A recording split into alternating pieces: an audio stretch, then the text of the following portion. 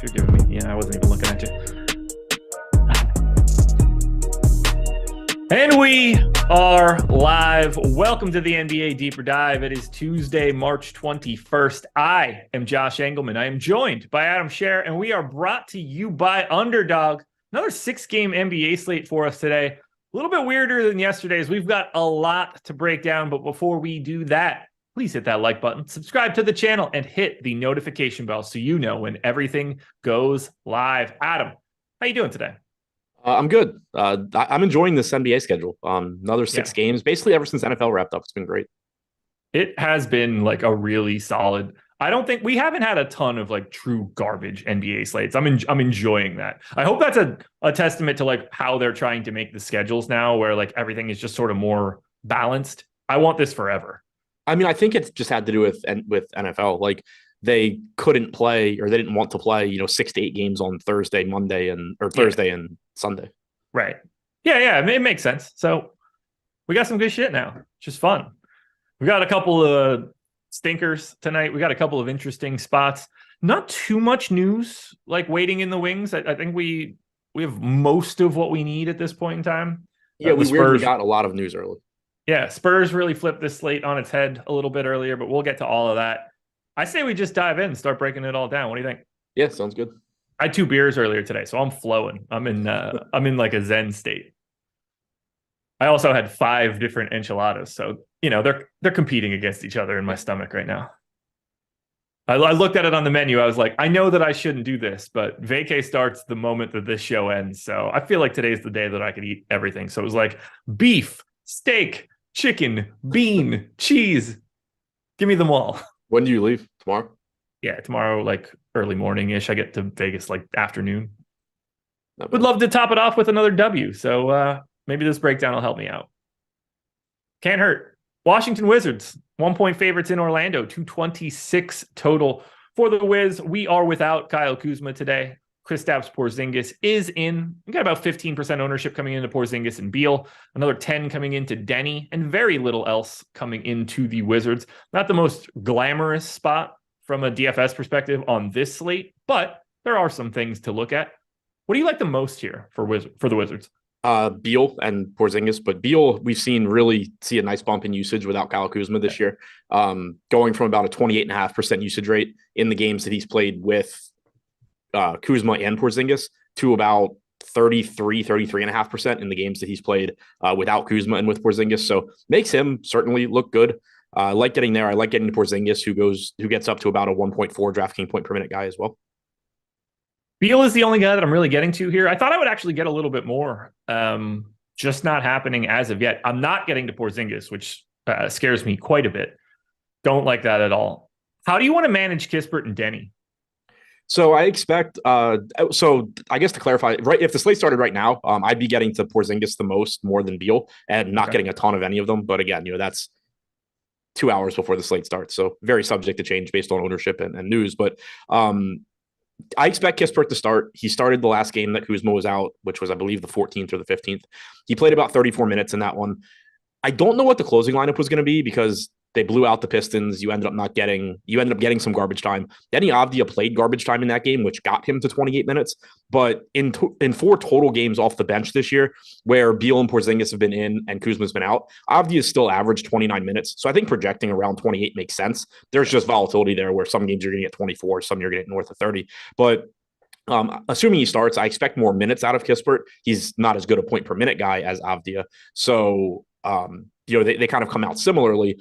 Kispert probably is going to get less ownership, which I think is appealing just because he's still going to get opportunities. He's still going to play a bunch of minutes. Right now, we have Kispert at 5% owned, Avdija at 10.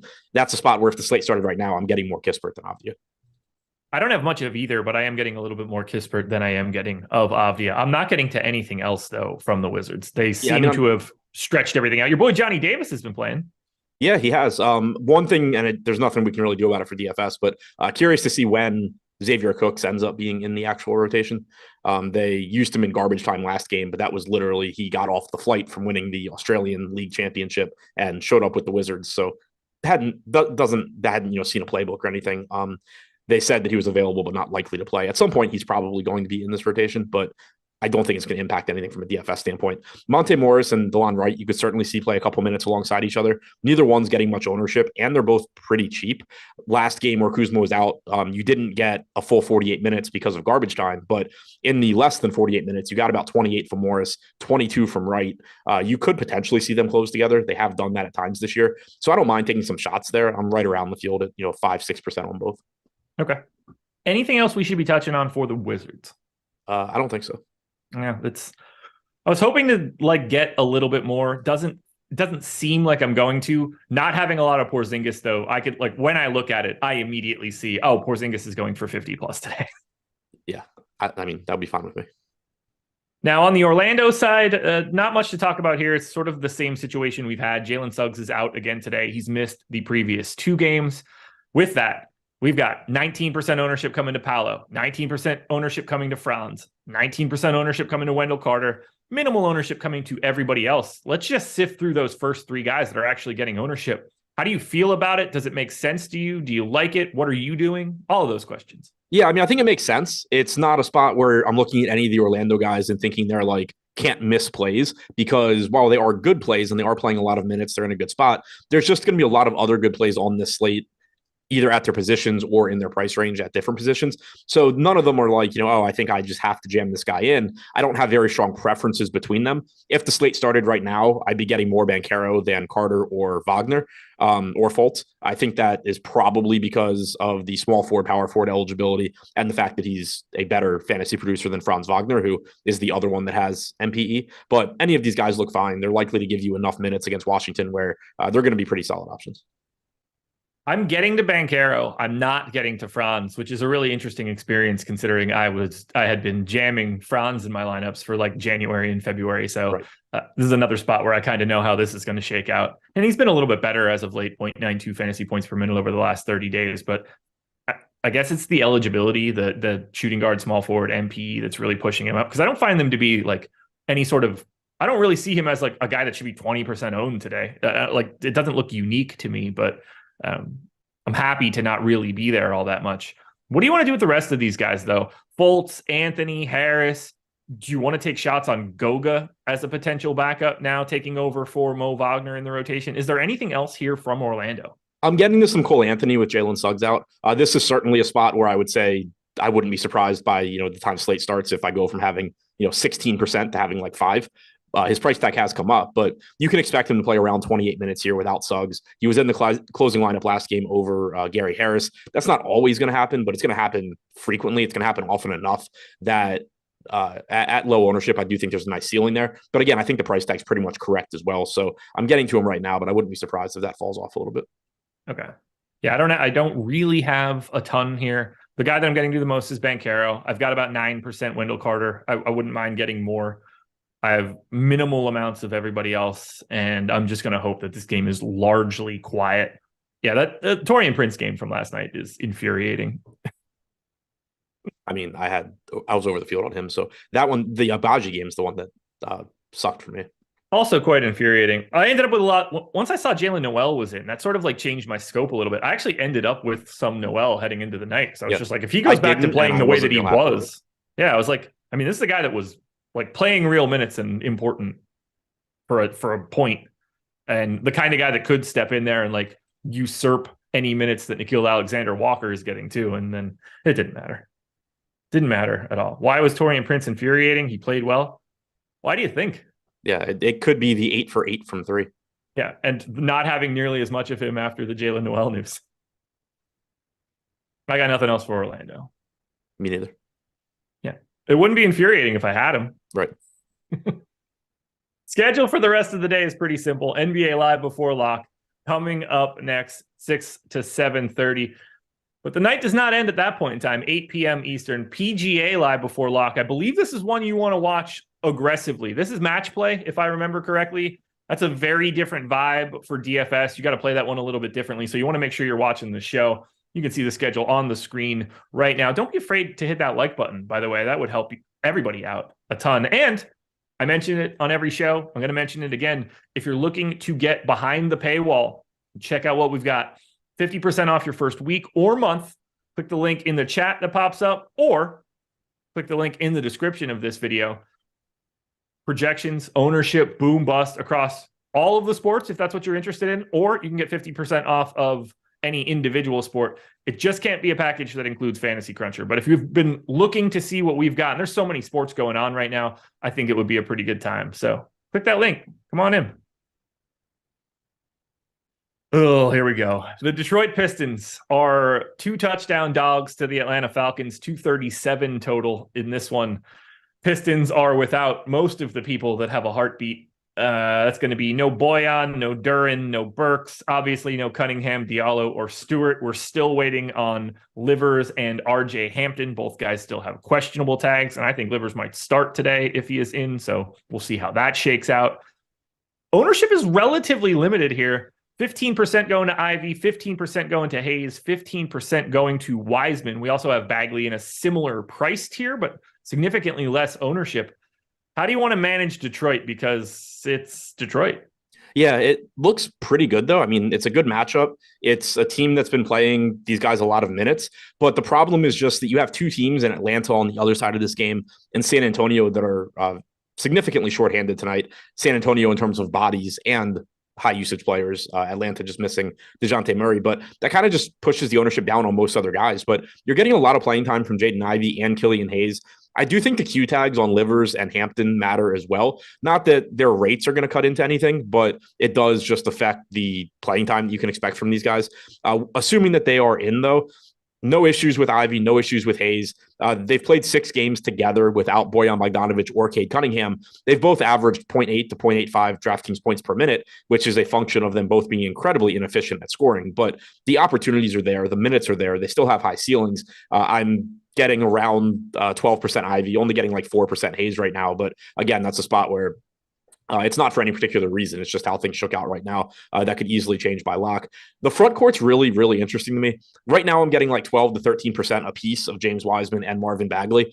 I wouldn't be upset if those numbers go up because I think that the industry in general is being pretty cautious with their minutes projections.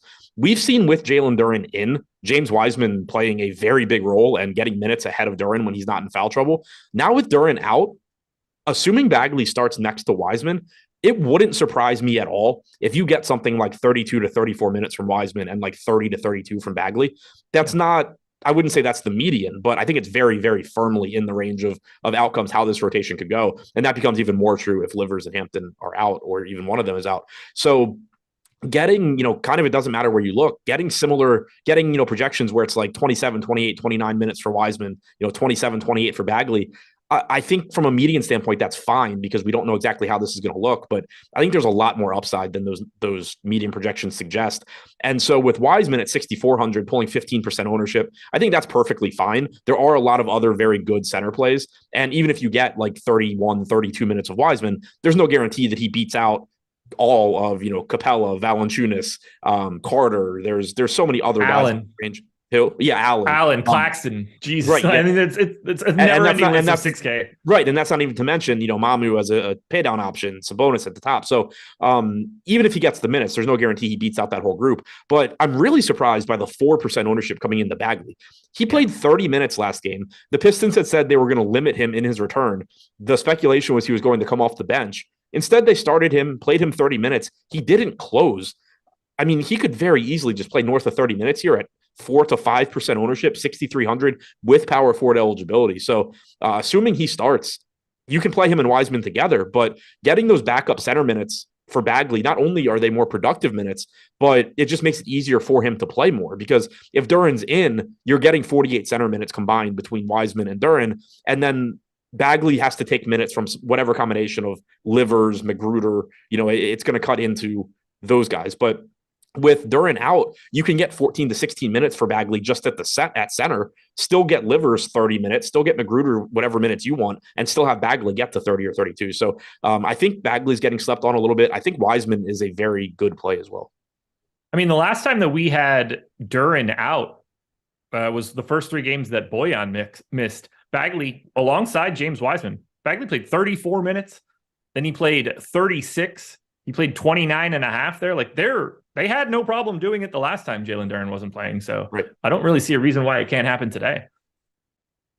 What about the rest of this team? Is there anything else here for you? Do you want to go to Livers or Magruder? These guys both have pretty sizable price tags. Is Corey Joseph a thing? I mean, his minutes don't appear to be going anywhere. Yeah, I mean, the minutes are there for Joseph. He's been surprisingly decent from a fantasy standpoint. I'm getting around 5% right now, so no real strong stand there. He's the only other guy that I would expect to get to if Livers and Hampton are in. If they're out, you can at least consider Magruder. He's playing big minutes. He's playing, I think, above his head, unless, maybe he's just capable of being this guy when he's on a team with a bunch of other shitty players. But we've seen huge games from him, big minutes. Typically he's not that type of fantasy producer, but if Livers and Hampton are out, you can at least be comfortable the minutes are going to be there. And again, if Livers and Hampton are out, especially Livers, I'm even more confident that you're getting significant run from Wiseman and Bagley.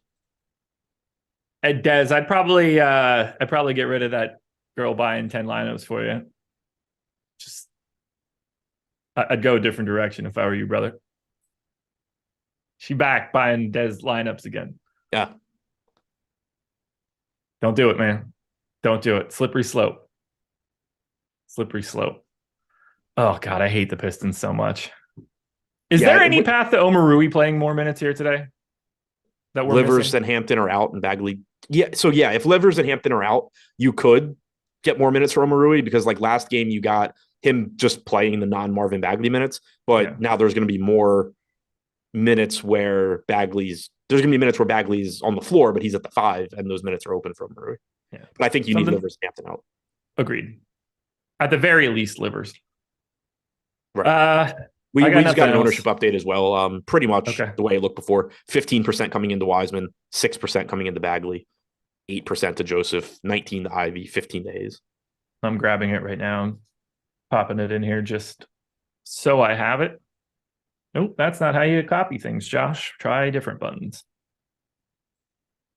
Yeah, I've got 20% Ivy right now, 13 for Hayes. Not nearly as much Bagley or Wiseman, but I bumped Bagley a minute while we were talking, so I think I'm going to get a little bit more there. It's just the kind of play that I want to get to today. Somebody's got to play for the Pistons today, Yep. Yeah, and it's not like they're bad point per minute guys. They're just, bad NBA players. Well, we got a lot more to talk about here for the opposite side of this one. The Atlanta Hawks are a real problem today. One, it was already a great matchup, even if they were at full strength, but Jalen Johnson has been out. DeJounte Murray is out for this one, and that changes the scope of everything. We've got 44% ownership coming into Trae Young. We've got 20% ownership basically coming into DeAndre Hunter, Bogdanovich, Capella, and AJ Griffin. I'm getting to a pretty decent amount of Bay, of Capella. I'm still getting some John Collins. There's certainly the Okongwu path. Let's start with Trae Young, though. 9,600, point guard only. Is he the best play on today's slate? Yes, I don't really see a way around it. We have him projected as the highest scorer on the slate. I don't have any arguments with that. I do as well. What'd you say? I do as well. Yeah, $9,600, good matchup, playing without DeJounte Murray. The only, minor concern, I guess, would be that 1, he hasn't been playing a ton of minutes since Quinn Snyder took over. 2, he only played about 29 to 30 minutes last game after being listed as questionable, but he's not on the injury report today. DeJounte Murray being out could certainly mean more playing time. 4 total games this year without Murray, 1.23 DraftKings points per minute, 38 minutes per game. Again, the minutes per game doesn't really mean anything because you had McMillan, but you should see increased opportunities for Young. It's certainly a good matchup. And a reasonable price tag. Yeah, I have too much. The only case I would make if you're trying to make a case for getting away from Young, it would just be that there's never any shortage of guys in this price range that can have big games. Trae Young certainly projects the best, but can he lose to Shea? Sure. Can he lose to Sabonis? Like, all those guys can beat him. But it's just really easy to get to him. He looks really, really good. Who's the second best play from the Hawks?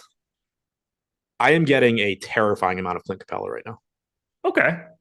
I mean, that feels good-ish, I guess. The only reason I don't like it is because there's so many good centers. I don't really like the idea of having like 60% of any of those guys. Fair. But yeah, I mean, you're going to get 48 minutes from Capella plus Okongwu. They're both cheap in the sense of if they're the one that wins out on the minutes, they're underpriced. If you get like a 25-minute Capella game, 23-minute Okongwu game, you probably want 5K Okongwu. If you get 28 minutes from Capella here, really, if you get 28 from Capella, 20 from Okongwu, either of them could have a good game. We saw that last time out. But like if you get those 28 minutes from Capella at 5,800 against a Marvin Bagley and James Wiseman front court, I like getting there.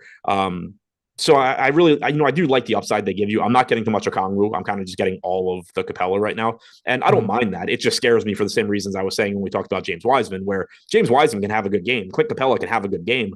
But if Valanciunas or any of these other centers, Claxton that we named, just has a better game, you're still behind the eight ball. I think DeAndre Hunter at 20% ownership just looks like a totally reasonable amount. I don't have anything like interesting to say. Like that's just to me what it should be. Yeah, I'm right around there on Hunter as well. All right. Who are you assuming starts in DeJounte Murray's place? It's one of three, like either Bogdanovich, Bay, or Griffin. Yeah. And I think all three of those guys are going to play relatively comparable minutes, with Griffin being like the low man on the totem pole. But like they're just going to be out there. I don't expect them to just suddenly unearth, like the Trent Forrests of the world or whatever other random guy to just play like 20 minutes. I think they're just going to concentrate this rotation. Yeah. And I'm getting to this team pretty similarly. So like Young and Capella, I'm getting, tons of. Yeah. Saddiq Bey, Bogdanovich, John Collins, DeAndre Hunter, all four of those guys, if the slate started right now, I'd have between like 15 and 25% ownership. And then I'd have like 5% on AJ Griffin. I think that's a big function of him being projected for 26% ownership right now. Yeah. The guy has a 17 fantasy point projection. Pretty much any time somebody with a 17 fantasy point projection is projected to be owned by 1/4 of the field, the way that I create my lineups just starts kicking him out at a very high rate. But it's a decent point per dollar value. If that ownership comes down, happy to get there. If he starts, his projection is going to come up as well. But assuming he's coming off the bench and just getting 20-something% ownership, he's not really going to show up for me all that much. Yeah, I've got 15% of Hunter, 23% of Bogdanovich, 24% of Capella, 24% of Saddiq Bey, which I really like at 9.5%. I got 20% of Griffin. Like I just have all of Atlanta because obviously it's an incredible spot against the Pistons. I like the idea of getting AJ Griffin in a game like today because he can get those rotations and then play more if this is an ass beating. Like, yep. I think he's going to play one way or the other, 20 to 24 minutes just by default, with the opportunity to be on the good end of that if this breaks into the blowout that it very well could be. So I don't know if you know the answer to this, and Wowie's been really, really sketchy lately as far as working. So I'm trying to pull it up, but I know we talked about it earlier in the season. If I remember right, Clint Capella's rebounding without DeJounte Murray gets a pretty sizable bump. Let me take a look. That's what I actually did. So with Trae Young on the floor and DeJounte Murray off, Clint Capella's played 292 minutes. He has a 23% rebounding percentage, 1.21 DraftKings points per minute.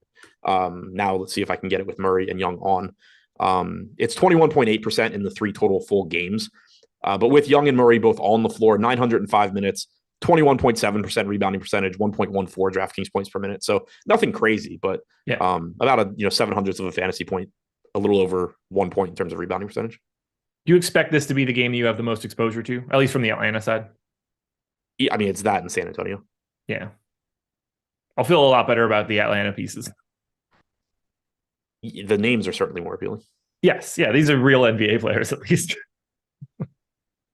Yeah. I don't have much else to say other than like, I'm going to have Trae Young in most of the things that I do. He will be the linchpin for everything at the top, but he's, to me, pretty clearly the best option that you can get to. The price tag is just too much to pass up on. Yeah. I have, like, if the slate started right now, I have my exposures sorted by team and, color coded. And when I just kind of scroll through the teams, like every team is yellow except for the different various shades of green for Atlanta and San Antonio. Yeah. I have, I have it broken up by time. Yeah. I have 200 total percent to Atlanta, 200 to San Antonio, and then, every other team. So we're on the same page there. I got nothing else here for Atlanta. I have 234 to Atlanta. And I have 201. 195 to San Antonio. So yeah, Atlanta is my highest owned team right now. All righty. Cleveland, 3.5-point favorites in Brooklyn, 218 total. This is not generally the main spot for fantasy performance. We still have a Q tag on Jared Allen. I believe he practiced yesterday. It's an eye injury, so I assume once he's in, he's just back to normal. 15% ownership going to $7,500 Darius Garland, about 10 going to Mitchell, Mobley, and Allen.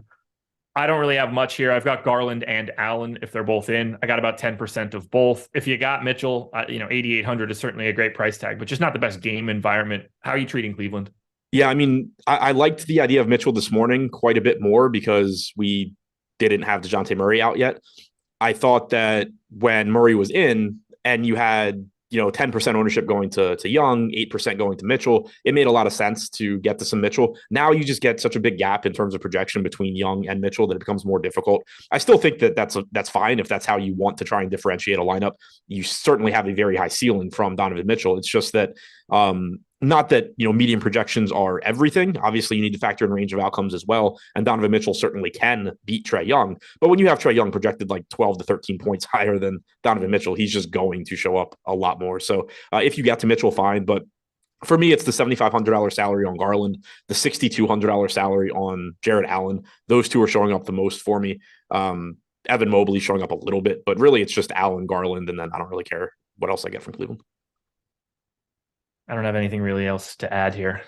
It's just Cleveland and Brooklyn in a 218 total. And if Allen sits, Mobley ends up looking a bit better. Yeah. I mean, we got 4 games, 230 plus, with 3 of them at 237 or higher. Like, it's just, we're talking about a very different amount of fantasy points that are going to be available here. And it's not like Brooklyn doesn't have 10 wing defenders to make this one a little bit more difficult. I actually haven't looked. Has their defense been great since the deadline? Just feels like a team that should be really, really good defensively. They should be. I have no idea if they have been. Let's see. I think Cleaning the Glass has like last 2 weeks. So, I mean, not that that's like the full sample, but Brooklyn 9th in defense over the last 2 weeks. When was the deadline? Like February what? The trade deadline 2023 was February 9th. Now I just want to know. We've got time, so. All right. Since February 9th, Brooklyn has played. Okay, so they're 14th in defense, so middle of the pack, which is kind of interesting. Their offense has been straight ass, 27th in the league. I wonder if there's any shooting luck. I don't know. It's an interesting team. What did you say their defense was? The middle of the pack, like 15th or something. Okay. 19th. Sorry, nope, 14th. I can't read. Brooklyn Nets. 11% ownership coming into Nick Claxton right now. They are without Ben Simmons, which is normal. Dorian Finney-Smith is in. Everybody else is on the team. Simmons. Same. Everybody else is single digits. I've got a little bit of interest in Bridges at 7,800 at 3% ownership. I'm getting to him more than I would have expected. And, I don't mind shares of Dinwiddie or Johnson or even Dorian Finney-Smith to a degree. And I think Nick Claxton looks really good at 6,800. There just happens to be like 10 other dudes in that same price range. But I think Bridges is like a little slept on here. Yeah, so do I. I thought that this morning, and it was a situation where I kind of hoped that I was able to get to a little bit of him at 7,800 just because he's pulling 3% ownership. We know what the ceiling for him looks like. He's going to play big minutes. The salary's dropped a bit. And right now, if the slate started, I'm not going crazy there. I mean, it's still a pretty unappealing game environment, a tough matchup against Cleveland, but getting to about 12% Bridges, get me, 3-4x the field at 3 or 4% owned. I'm perfectly fine with that. He's showing up him and Claxton are both showing up 12-13% for me. Cameron Johnson, Dorian Finney-Smith showing up sub 5%, not getting to anything else, but that's pretty much how I'd want to play it. I think Claxton is certainly a good option here. I don't want to go crazy with him in a tough spot. If he's going to pull 11% ownership and, Capella is going to be pulling around 14-15% for $1,000 less, I am perfectly fine playing a lot more Capella if they're going to be similarly owned. So Claxton, looks good, looks very similar to a lot of other plays. I like Bridges as long as that ownership stays where it is. Johnson, I think, is the third piece here, and that's how I'm getting to it. I have a very difficult time getting to $8,500 Dinwiddie, $4,500 Finney-Smith on a slate where you have the Spurs value is pretty tough to want to get to as well. Isaiah Livers out, RJ Hampton available, Devontae Graham available. Cool. This So, is scarily an easy injury slate. I don't like it. Neither do I. It's going to be there. Something's coming. I just know that it is. Anything else here for Brooklyn? No. Alrighty then. Once again, guys, hit the like button. 1,800 plus people in here. 200 likes. I wouldn't mind seeing you guys go ahead and get a couple more in here. We got to talk a little bit about Underdog. They are the sponsor of this show. Let's just start with the deal right out of the gate. Sign up using the link that either pops up in chat or into the description of this video. You'll get a 100% first match deposit bonus up to $100. They've got pick'em contests for people that are in non-legal betting states. You can win up to 20x your money. They've got daily fantasy contests with GPPs. This is the place to be for best ball. You've got playoff drafts when they're available. NBA playoff drafts should be coming up shortly. It is basically the one-stop shop of anything you want to do in like the fantasy best ball pick'em realm. They've got a little bit of everything. I know Jordan's got it on the screen right now. And you should just always want to take free money when it's available. Any site that we're talking about generally, and I don't want to do this to Underdog during their read, but when you can put in 100 and get another 100, like that's a better return than you're going to get by playing those sports individually by a pretty large margin. You're trying to win. This gives you more opportunities to win because you are doubling the amount of money that you can start with. There's a lot of times where you'll see overlay on the daily contests, but ultimately you're hitting pick'ems. So you're able to hit on some player props. You're hitting individual contests and potentially best ball depending on the season. Just go sign up at Underdog, guys. They have everything you are looking for. And we've got plenty of Underdog content at Stokastic.com. 3 more games to go. Time to talk about the worst thing to talk about on today's slate, the San Antonio Spurs. Trey Jones is in. Malachi Branham is in. Keita Bates-Diop, Romeo Langford, Doug McDermott, all in. We are missing Keldon Johnson, Jeremy Sohan, Zach Collins, Devin Vassell, and Devontae Graham now available to play. We don't have Kem Birch, and I don't think he's been available at all. And Charles Bassey exploded a little bit ago, so he's not going to be back. What is your expectation for starting lineup for the San Antonio Spurs? Pop probably doesn't even know right now. So fair. Jones, Branham, Bates-Diop, Mamukelashvili, Langford. Graham. So Jones, Graham, Bates. I don't know. I'm going to go Jones, Graham, Langford, Bates-Diop, Mamukelashvili. Okay. Branham off the bench playing, whatever it shows up from a minutes perspective. Yeah. This one sucks, man. I don't enjoy talking about the pieces of this one. They're 13-point dogs in New Orleans with a 230 total. Let's start at the top. We'll work our way through the things that are happening. Not to cut you off. The reason I ended up going with that one is I was trying to find the game, but I was going from memory. The last time they did this, they had Keldon Johnson in, but the starting lineup was Jones, Graham, Langford, Keldon, Mamukelashvili. I'm assuming you get that same starting lineup, but with Keita Bates-Diop in place of Keldon Johnson. Okay. Sandro Mamukelashvili and Keita Bates-Diop are both 50% owned right now. Mamu is a $4,200 center only. Keita Bates-Diop is a $3,700 small forward, power forward. Let's start with Mamu. What do we do here? So if you're playing cash, I think you certainly play him there. Yeah. There we go. That's the easy part here. What'd you say? That's the easy part. Yeah. Now for tournaments, back to you. Yeah. I think he's fine in tournaments. I said it this morning. It's always really difficult to articulate your thinking on spots like this because I don't want the takeaway to be he's a bad tournament play. You can't play him. Yeah. He is projected to go over-owned, and you can explain why he's going over-owned. And it's that, so he has a 35% chance of being optimal. Anybody that has a 35% chance of being optimal on a 6-game slate is a good play. You just still want to pay attention to the ownership to figure out, where you can get different, where the, best places to pivot are. The reason I think on this slate, he's a good piece to pivot on in a lot of tournament lineups is the opportunity cost. By definition, like even DraftKings, where you can roster 2 centers, by definition, if you have Mamukelashvili, you cannot have a pairing of any of those two mid-range centers. And so if Mamouklashvili goes for like 40, then yeah, obviously you need him. It doesn't really matter what those other guys do. But you're talking about somebody that for his career is around a 0.85 fantasy point per minute guy. That's fine, but it's not your normal backup center stepping in. It's not Charles Bassey stepping in at 1.2 fantasy points per minute. This is a mediocre point per minute producer, likely to play 26 to 28 minutes. He projects for about 6 times his salary, which is why he's showing up in lineups that project really well. But let's say he's projected for like 26. Let's say he goes for 28 or 29 DraftKings points. You're going to feel good. You're probably going to come back tomorrow and say that he had a very good game and was a great play.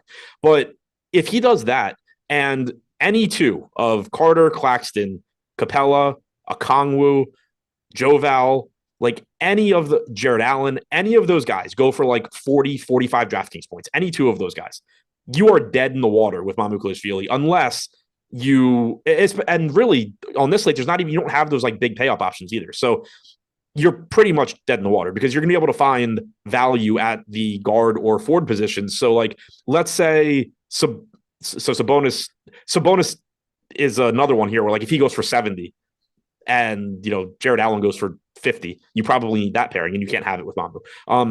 But ignoring Sabonis, like the other, pay up guys here, Jason Tatum, Trae Young, normally the argument would be if like, let's say one of those guys goes for 80 points, you need that Mamouklashvili value. And that would help erase two of those 6K guys going for 40. But today, you have all these other guards and forwards that are cheap that you can play. So if Trae Young goes for 80 and two of those 6K centers go for 40, you probably need Trae Young plus those two centers, and you're going to be able to have gotten there. So the opportunity cost is why I think, even though he's a very high probability play, I still am only getting to around 20% Mamouklashvili right now, because getting to these mid-range center pairings that give you substantial ceilings at much less ownership is just grading out really, really, really well. I hate this so much. It's one of the weirder things that I've seen on a slate recently because like I don't really have a great feel. In my mind, I just want to get to more of those 6K guys that are existing. In my crunches, that's just not happening. And generally I'm just going to follow this, but how many minutes are you willing to give Mamou here? I think it should be like 26 to 28 based on what we saw last game. I went 28. Do I feel comfortable with that number? I certainly do not. He's obviously going to be in for, what we're assuming is a large amount of Jonas Valanciunas, which isn't exactly a fun time for like centers that aren't really centers. Did you run a crunch yet? Do you have any idea of where you're at? Yeah, I've been naming my exposures for the entire show. Yes, I ran a crunch. Okay. And I actually already said that I have 20% Mamouklashvili right now. So I wasn't listening. I was just listening to this ridiculous Dez story where FanDuel told him he's not allowed to stop playing there, which is one of the dumber things I've ever read in this chat, which is kind of crazy. Yeah, weird. They still take my money when I try and give it to them.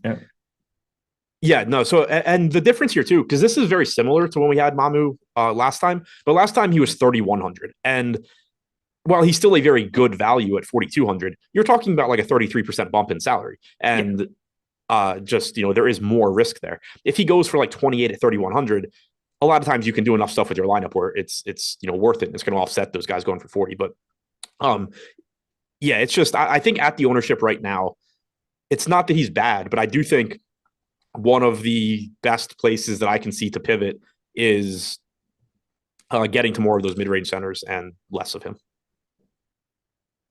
Keita Bates-Diop feels like a very different option than Mamou. Slightly worse from a per minute perspective, but not too much worse. 3,700, obviously $500 cheaper is helpful. And small forward, power forward. To me, the 54% ownership that's coming into Keita Bates-Diop is more than warranted and much harder to get away from.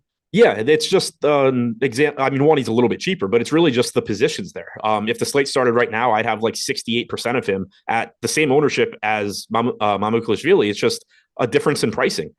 There's no, for one, if I say I have Keita Bates-Diop in a lineup, you can't name any two players that I automatically do not have together like you can with Mamou. And then on top of that, it's just, weaker positions as well. So using Bates-Diop as a very popular value play makes more sense to me, even though he projects several points behind Mamouklashvili. Now we got to talk about the rest of this stupid team. I'm getting to some of these guys that are not pulling the ownership that I would have expected them to. Who is your best non-Mamu K debates Diop play on the Spurs today? Right now, it would be Devontae Graham. Okay. Yeah, I'm 3x the field on Graham. Maybe that changes and comes up now that he's in officially. I gave him 28 minutes. I think he looks fantastic. There's only they need to find a place for some of this usage to go today. They're all of the guys that normally take shots, like all of them aren't playing today. They've either been traded at the deadline or they're not active. All of their most active usage guys don't exist here. I think Graham is the guy that ends up soaking it up. So I'm happy to be there. I kind of feel the same way about Trey Jones at 5,600. It's just not as good of a price tag. Yeah, I'm getting a lot of Trey Jones as well. Right now I have 28% Jones, 38% Graham. Graham's just a little bit cheaper. I'm assuming for now that they both start, and neither one's getting much ownership. Like you said, that could easily change. You could get more ownership coming in there, in which case I would have less of both of them. But right now I'm getting a bunch of them. I'm getting a bunch of McDermott as well at 10% owned. I'm getting 2x the field on Branham, even assuming he comes off the bench. Okay. I wanted to have the Branham conversation because he's the one that I'm not really getting to. He's just not a great per minute guy, even if you give him those rate bumps. He's the one that I'm not getting to as much as I thought that I would. I only have 6% Branham, so scares me a little. Yeah, I mean, I don't feel strongly about it. I wouldn't be surprised if I lose that one, before lock. And I wouldn't mind having some McBuckets. I get it. If he gets the 28 minutes that he got 2 weeks ago, that's a pretty nice day to have. Not that he's a great prolific fantasy guy. Do you want to get to Langford? You can. He's not a great point per minute guy. He still only played about 20 minutes in that last game. 20.8 minutes in that one. You had Brandon play about 25 off the bench. Is there any path to Gorgie Dieng? Yes, but I'm not getting there. I mean, the path would be that he just plays way more minutes than he did last time. But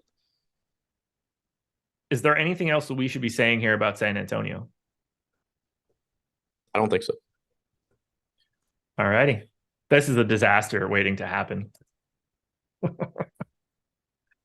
All righty. Yeah, exactly. On that last response for you. It turns out it worked exactly like you wanted it to. For the Pelicans, everybody that is normally available is available, but only one conversation point matters here. And holy shit, this most recent ownership projection has really complicated matters for my life. We got to start with it. It's the only thing that matters here. Jonas Valanciunas has played 33 and 34 minutes over the past 2 games. He's 6,600 and for right now projected for 8.5% ownership. How do we reconcile this? I think you play him. So this is you and I were talking about it before the show. It's a really tricky situation, as it always is with the Pelicans, but he's played more than 30 minutes each of the last couple of games. We know that Larry Nance said that he's banged up and playing through it. I don't want to read into that too much, but maybe that's why Joe Val's been playing so much. But this is also a spot where he's very likely to have success while he's on the floor. So if they're just playing, hot hand here, there's a very good chance Joe Val is able to just play a bunch of minutes and stay on the floor. At that ownership and that price, if he plays 30 minutes against the Spurs, he's very, very likely to be somebody you have to have. And I don't think 30 minutes is the correct projection. I think expecting 25, 26 makes sense. But if he just plays what he did the last couple of games, he looks great. The other part of this that I think is tricky is, do they play 48 minutes of Joe Val plus Nance, or do they play 48 minutes of Joe Val plus Nance plus Hayes? Because if it's 48 minutes of Joe Val plus Nance, one of those guys almost has to be a good play. Unless the only way really that it's not is if this game is completely out of hand by the fourth quarter and what was going to be 48 minutes turns into 12 minutes of garbage time for Jackson Hayes. But if you get any 48-minute combination that you can name between Joe Val and Nance, I'm going to say one of them is a great play, no matter what number you give me. If you make it 24-24, Joe Val and Nance both look good, but especially Nance at that price. If you make it 28 Joe Val, 20 Nance, Joe Val looks great. So it's a spot where neither guy is getting ownership. Nance is getting 4% at 3,800. Joe Val is getting 8 at 6,600. Based on what we've seen recently, I prefer going to Joe Val, and that's where I'm getting right now. But there's a very obvious path for either of these guys to be good plays. And I wouldn't play them together, but there's a very good chance one of them ends up being a very good play. I'm starting to wonder if they're jamming whatever they determine to be their best plays because they are fighting for their lives and they want to make the playoffs and they're done tinkering and screwing around. And this is going to just be, we're going to live and die with, the 7 best guys that we have right now with Zion out, which I don't know if that's a good thing or a bad thing, but look, if we maintain everything like this up until lock, I've got 32% Joe Val. I honestly wouldn't be mad if I had a little bit more. I'm willing to die on this one tonight. It's the kind of play that I think could make the slate. And if he's sub 10% owned, like I'd rather just make no money on the day that he plays 24 minutes or have all of it potentially on the day that he just goes out there, plays 32 again and hangs, 55 on the Spurs. And it's just like, okay, well, you don't have a choice. You've got to have him now. Right. Like I wouldn't be mad if my Capella exposure turned into Valanciunas, and vice versa. But even as is right now, I'm getting like 3x on Jovo. Yeah, I love it. How do you feel about the rest of the Pels here? Because obviously we're facing a fantastic spot. Yeah, Ingram looks really good. I have a naming error on McCollum, so I don't know how much I'm getting to, but how? What?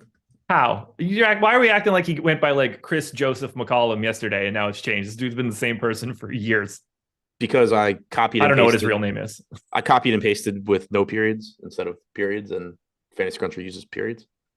They don't have that in there as an alternate. I can't deal with your crazy name bullshit. You should have that. It's in my it's in my Excel sheet. In my Excel sheet, I have it fine, but I copied and pasted somewhere else so I could see it easier, and I'd forgotten to change the name in that. But I'm getting like 6-7% of McCollum right now. He looks good. I'm getting to more Ingram, I think, just because of the position. You have Trey Young taking up so much exposure at point guard. You also have, at least for me right now with the ownership, Jones and Graham taking a bunch of guard ownership. So that's pushing McCollum down a little bit, and Ingram's coming up because I just don't have as many forwards that look good. Yeah, I am getting Ingram a bit. I'm not getting McCollum as much, so we're on the same page there. How do you handle someone like Trey Murphy, who's just playing all of the minutes right now? Yeah, I'm not getting much, and I don't feel great about it. I mean, 6,200 is a pretty expensive price tag for him, but like you said, you're just getting huge, 36+ minute games out of him. So wouldn't talk anybody off of it, but I'm personally not getting the much. That can't be his real name, can it? Trey. What? Trey? No, what are you saying, Trey? You said Trey Murphy, and then you said that can't be his real name, can it? Well, no, I made up a fake name for CJ McCollum for whatever I thought CJ was. And then, 2 different names popped up in chat that Christian didn't seem James. right to me. Yeah. I was way closer than Cleophas Jeremiah or Carlos Juan. Because I was just like, I don't know what it is. It could just be CJ. Who the hell knows? It'd be Chris Jr. Turns out Christian James. And I'd go by Christian McCollum. I think that's better. I also hate CJ McCollum, so he's going to go crazy tonight. I don't have anything else here. Do we need is there anybody that's getting ownership where you look at Larry Nance and you're like, shit, I wish that I was getting Larry Nance instead? I don't really feel like there's anybody else in that range. Yeah, I don't really think so, because I mean, as much as I want to harp on the fact that Larry Nance does have a ceiling at that price, it's not like I'm just turning a bunch of Keta Bates Diop into him. Give me 1 second. Fascinating rebuttal there. It'll be good, I promise. I got nothing else for the Pels. Me neither. Herb Jones is fine if we didn't already say that. Yeah. Why do I hate CJ? When I was still an active Duke fan, it didn't go well for me. When he was at Lehigh? Yeah. Which is a shame because I partied at Lehigh a lot while I was in college, and it was a really good time. I don't like it as much anymore. It's what you get for being a bandwagon Duke fan. I was not a bandwagon Duke fan. I'm sorry, are you from North Carolina? Why do I have to be from North Carolina? So you just started liking Duke because they were good when you were a kid. Yeah, I was 6 years old. That's not a bandwagon. I established I managed to choose my local teams when I was 6 years old. It's not my fault I wasn't born in North Carolina. I moved there the moment I was able to do so. Not to Durham, though. Well, no, not to Durham. I went to a better place. Are you a UNCW fan? I am when I need to be, but now I hate them too because I worked there and it was really unappealing. I enjoyed walking around the campus, I'll tell you that much. the visual experience was fantastic, which was probably not good for me as an employee of the university. Yeah. Everyone knows there are no colleges in Pennsylvania. I mean, kinda. Not the ones that I was allowed to go to. They don't count. Penn wasn't taking me, that's for sure. I wanted to make a Penn State joke, but I'll refrain. It would have taken me. Never mind. Boston Celtics 5-point favorites in Sacramento, 238 total. So just in case you were curious if the Kings are any good, being 5-point dogs in this one should lead you down that path. I posted it today on my Twitter. It got no response, but the fact that the Orlando Magic and the Pacers starting lineups have the same plus minus as the Sacramento Kings should be a pretty big eye opener for most people thinking the Kings are going to do something.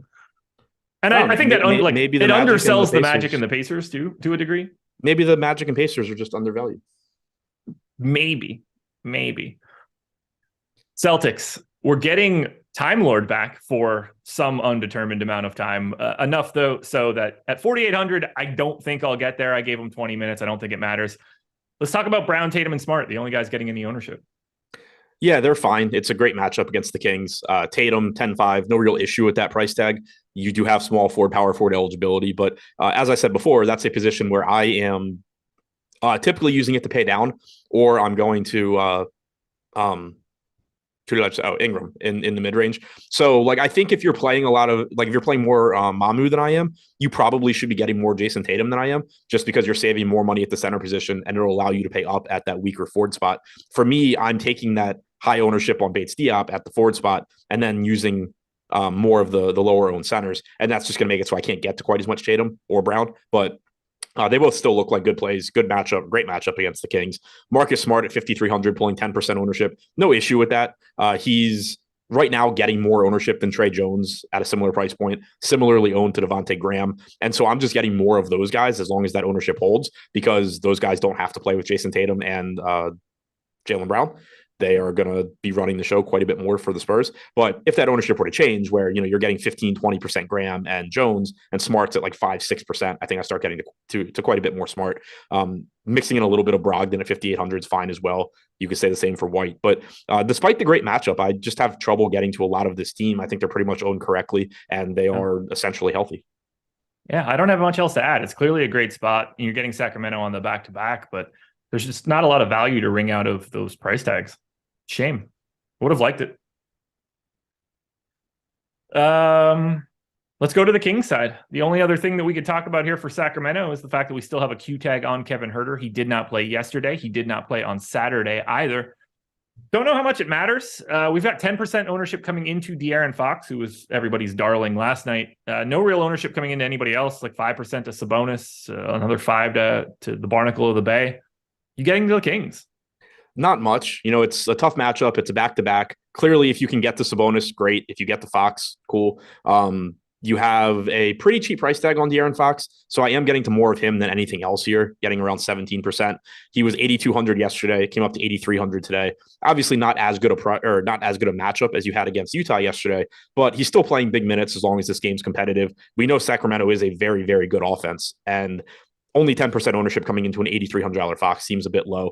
I would like to get to Sabonis at 4% owned. I really think it's an appealing ownership mark. The problem is just how many good centers there are that are quite a bit less expensive. You need a pretty specific game, I think, from Domantas Sabonis on this slate. You really need him to go out and torch the Celtics. I don't think this is a spot where if he goes and gets 55, 56 DraftKings points, you're likely to be particularly happy that you used a center spot on him. On FanDuel, I think he's easier to get to, even though he's a little bit more expensive. He does have that power forward eligibility, so it lowers your opportunity cost there. But if you can get there on DraftKings and you like your lineup, then by all means. For me, though, it's just those mid-range, relatively low-owned centers are pulling so much exposure. It's hard for me to get to much of Sabonis. $5,200 for Monk is fine. If Huerter's out, that certainly is going to look better. Same goes for Keegan Murray at 4,600. Yeah, my only problem with Sabonis is that even if I wanted to get there, I just like Tatum more than him in this exact same game at basically the same price and significantly better positionality for it. So that sort of, I think, is what's boxing me out of him the most. And I'm not stoked about that. I would love to get Sabonis. I think that's a very interesting pivot in terms of lineup construction, but I just don't see it happening. I don't have anything else here to touch on either for the Kings.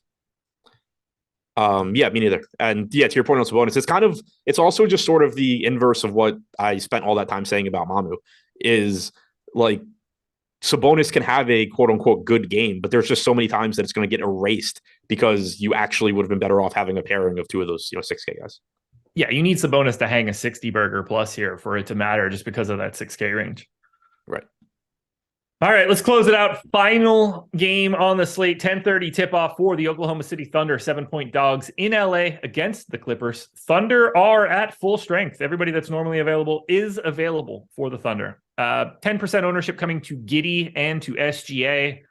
Not much else coming in here. I don't find anybody to be all that appealing. I'm happy to get to any SGA or Giddey, but I'm not getting a lot of anybody.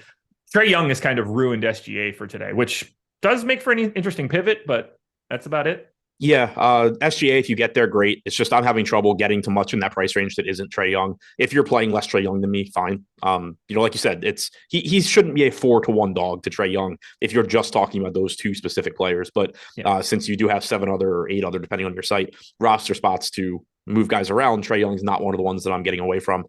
So I'm not really getting to SGA because of that price point. Josh Giddey's who I'm getting to the most. I do think he's going a little bit under-owned. He's been a 1.2 DraftKings point per minute guy, even in games that SGA was in this year. He's likely to give you about 32 minutes, but you do occasionally get those 37, 38-minute games. You do occasionally also get the 22, 23-minute games. But at 9% ownership, 7,600, that's a pretty appealing price tag. Jalen Williams has just clearly been getting better as the year has gone on. He does lose production with both SGA and Giddey in, but overall this season he's been around a 0.8 fantasy point per minute guy in those games. Over the last 2 months, which is about 18 games, he's up to about a fantasy point per minute. He's also playing more over that stretch. So if you get to a little bit of him, I think that's fine. Same goes for Lou Dort, but nothing I'd prioritize from OKC, and I do expect Giddey to be the guy I get to the most. That is the guy that I'm getting to the most. I would happily take on some more SGA here, but it just doesn't appear to be happening. Revenge narrative alert for SGA here against the Clippers. Yeah, of course. Exactly. And then we close it out with the Clippers, who also have everybody available that is normally available, including Kawhi Leonard, who is playing today. I promise you guys that. 10% ownership coming to Kawhi. Risky promise. Well, that's true. 10% coming into Paul George, minimal ownership coming everywhere else. I'm actually getting to a bit of Kawhi at 9,500. I think it's the position more than anything else. That small forward, power forward range looks a little bit better. So I'm 2xing the current ownership for Kawhi.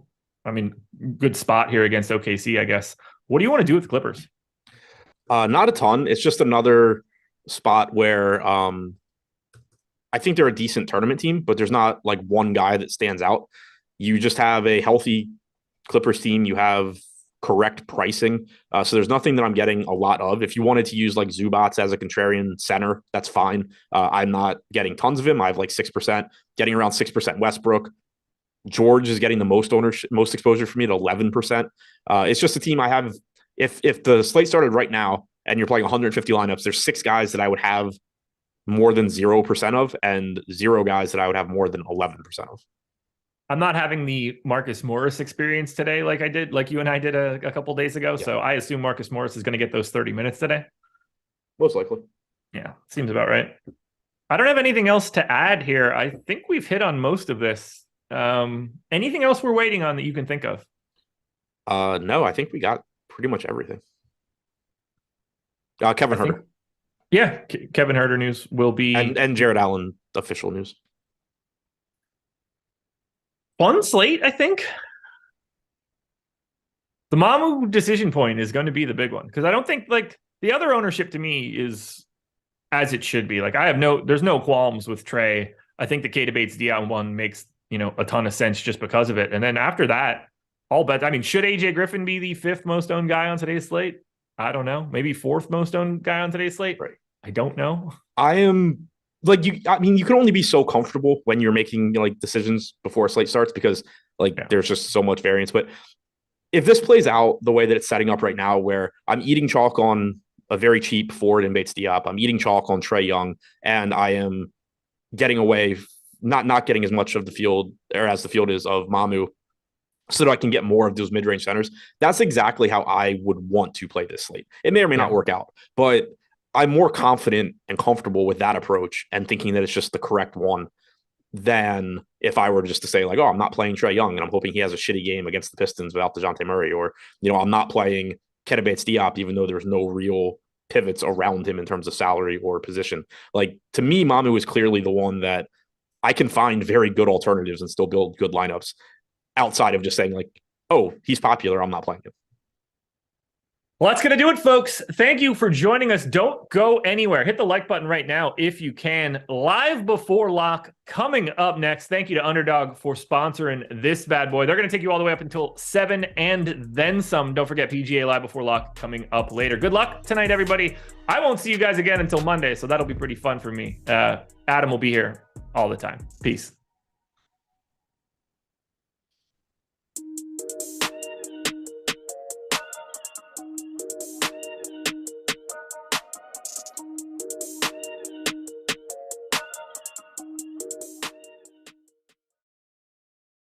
Yo, what's good, everybody? We are back. We took a week off, but we are back with the Stokastic Hall of Fame, and we have some monster wins spread across this week. Very excited to get into it, to give away some free months of Stokastic Plus Platinum and induct all of you fine people into the Hall of Fame. If you're trying to get in on this, get that free month, $120 value, get inducted, featured, bragged for right here in the Hall of Fame segment. All you got to do, download the Stokastic avatar, the profile picture at stokastic.com/avatar. Tweet your wins to Stokastic Hall of Fame or Stokastic HOF on Twitter. Get that free month and get inducted, just like everybody that we're going to talk about today. And we've got some huge ones, starting it off with Dylan Strickland. How about Dylan? Shipped to 50K on the first day of March Madness with a single entry, thanks to our boy Mac Gajeski. 50K up top in the 150K tourney tip-off for Dylan Strickland. Huge way to start it off today, but it only gets crazier because you have Bob Crematola, who just, I mean, when this guy goes on heaters, he goes on heaters. And he said it's officially on a heater. Got it thanks to Stokastic and the great tools they provide. Also, many thanks to the boys for their great content on the Deeper Dive and Live Before Lock yesterday. 50K for Bob as well, or Bobby Nissan. And it looks like actually 7 entries, $5,900 in entry fees, $89,600. Another monster win for Bob. Keep it going, man. And how about our own Steve Buzzard? You think he's using these tools? I can tell you right now, he's using the Stokastic tools. Not quite Hall of Fame worthy, but anytime I can finish 5th in a super stack DraftKings live final, I'll take it. $200,000 to the Colts. Steve Buzzard, monster win, almost $250,000. Congrats, man. That's huge. Taking it home for Team Stokastic, or close to it. And how about our own Josh Engleman? Fun little Saturday, he says. UFC, it came down. He needed everything that he got. Came down to the wire. $80,000. Chopping first place with a couple people for $80K on Saturday afternoon. And you wonder if we have good NHL content. Well, how about Josh? How about Josh Harris? Is it Josh Day at Stokastic, apparently? Not $80K, but in the NHL streets, this is about equivalent. $5,800 for Josh as well. And then you got Noah Levinson. The Stokastic lineup generator, I told you guys, has itself another win. Thanks to Greg Ehrenberg, Eric Lindquist for the advice on all the shows at Stokastic Hall of Fame. $2,000 in the end one. Love it, man. And if you keep this one rolling, you got Joey Foley. I want to thank the Stokastic guys again, but it's been a while. All the guys and anyone I forgot. I made over $1,000 in profit last night. Here's a couple screenshots: 500, 175, 35, first, second, and 5th place. Good stuff, Joey. Keep it moving. And how about Lemons? Not a bad ROI on the jukebox last night. Not at all. 3rd place into $125. I told you guys, it could be the $20, it could be a 10 cents entry, quarter, $1. Doesn't matter. As long as you finish top 3 in a field of 5,000 or more, you're getting in. You're getting the free month. You're getting inducted into the Hall of Fame, just like Pat Damon to wrap this one up. Thanks to Live Before Lock, gents, for helping me place 3rd out of 33,000 in this Wednesday 8K fadeaway. 25 cents into $100. Crazy return. Appreciate all you guys rocking the avatar. Enjoy the months. Enjoy the bragging rights right here on the Hall of Fame. And remember, tweet those wins to Stokastic HOF. Get that free month, and we'll see you back here next week for another edition.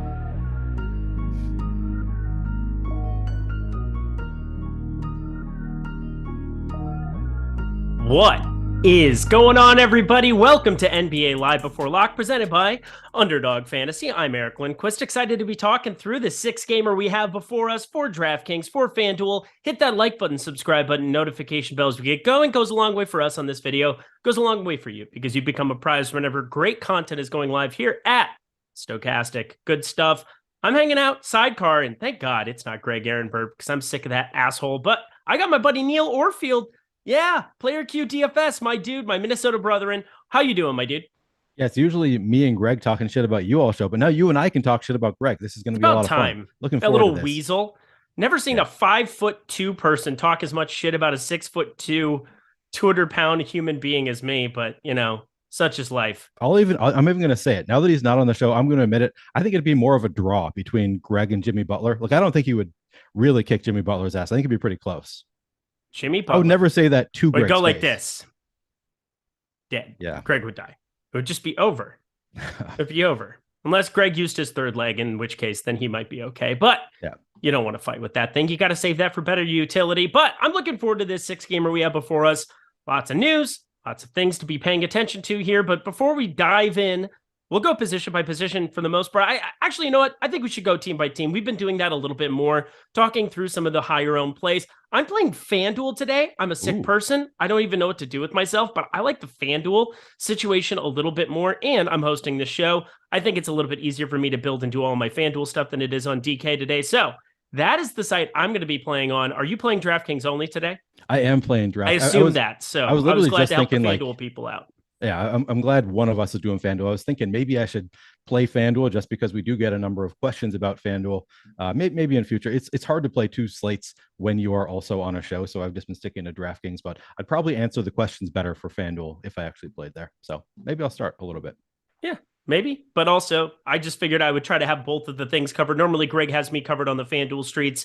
I thought I would dive and dip my toes back in. I've got 100 lineups over there. Excited to play that. So we'll dive on in. We'll talk about Underdog in the middle. And then, of course, we have the 30 minutes after. We're going to be hanging out 90 minutes of both Neil and myself. That's better than 90 minutes of Greg anytime. So happy to be here. We got Jordan Klein behind the virtual glass. Did a great job on the deeper dive coming into Live Before Lock. He looks alive, alert, awake, enthusiastic. That's for sure. He doesn't. Oh, I got finger guns. That's always a good start. But so we just start breaking everything down because I think this is a fascinating, fantastic slate. Because it's another Gorgie Jeng slate. You're excited about that? No, it's not. Stop it. Stop. I really want it to be. Yeah. No, it really is a fascinating slate. We do have a lot of value on the Spurs, even if you are not a Gorgie truther. We've got some nice value there. We've got the obvious Atlanta value. It is a very interesting slate. I am with you, even though you're wrong about Gorgie. No, you're not even wrong about Gorgie. You're right. It's not a Gorgie Jeng slate, but I'm going to play a little anyway. I got to run those tiers lineup. Is that something that I have to do in Greg's absence? That is something. Sadly, somebody asked in chat, does Neil have access to Eric's tiers, though? And all I've got is beer. Greg does not. It's expensive to get those Eric tiers. Greg has it all locked down, so he can upcharge you for them. I'm going to post them on eBay. I'll do it. We'll see what happens. Buyers. There's been some shit sold on eBay that doesn't make any sense. Google it sometime. It will make you nauseous what people will buy. Potato chips with Jesus on them. That's fun. Have you seen that one? No, I have not. It was a Cheeto, I think. It was a Cheeto. I mean, people find Jesus in everything. Pictures of Jesus. It's good stuff. I'm just saying, there's been some wild things sold on eBay. Trading cards that go for bajillion dollars that are actually whatever. We're going to just move on to NBA here. Excited. Good to see all the people. Yeah, beers for tiers. We could probably put an exchange together for that, Neil, especially if you send me Surly Brewing Company. I miss that so much out here on the West Coast. Yeah. It's good stuff. That is so good. Surly Brewing Co. If you know, you know. You're a real one. Rimpack says, I see Jesus in Neil's beard. I like that Rimpack. Yeah. Yep. He's in there. That's good stuff. But we're going to the DraftKings and FanDuel board, and we got to talk about San Antonio right from the get-go here. They have very few people alive. It's just what it is. Keldon Johnson, who went nuts. Now he's sitting out. We have Devin Vassell, Zach Collins. Why is Neil getting zoomed in so insanely? What's happening? Looking for Jesus in my beard. Oh, that was it. Is it going to place Jesus? I thought you said in your beard. I can't even see it. Oh, we're looking for it.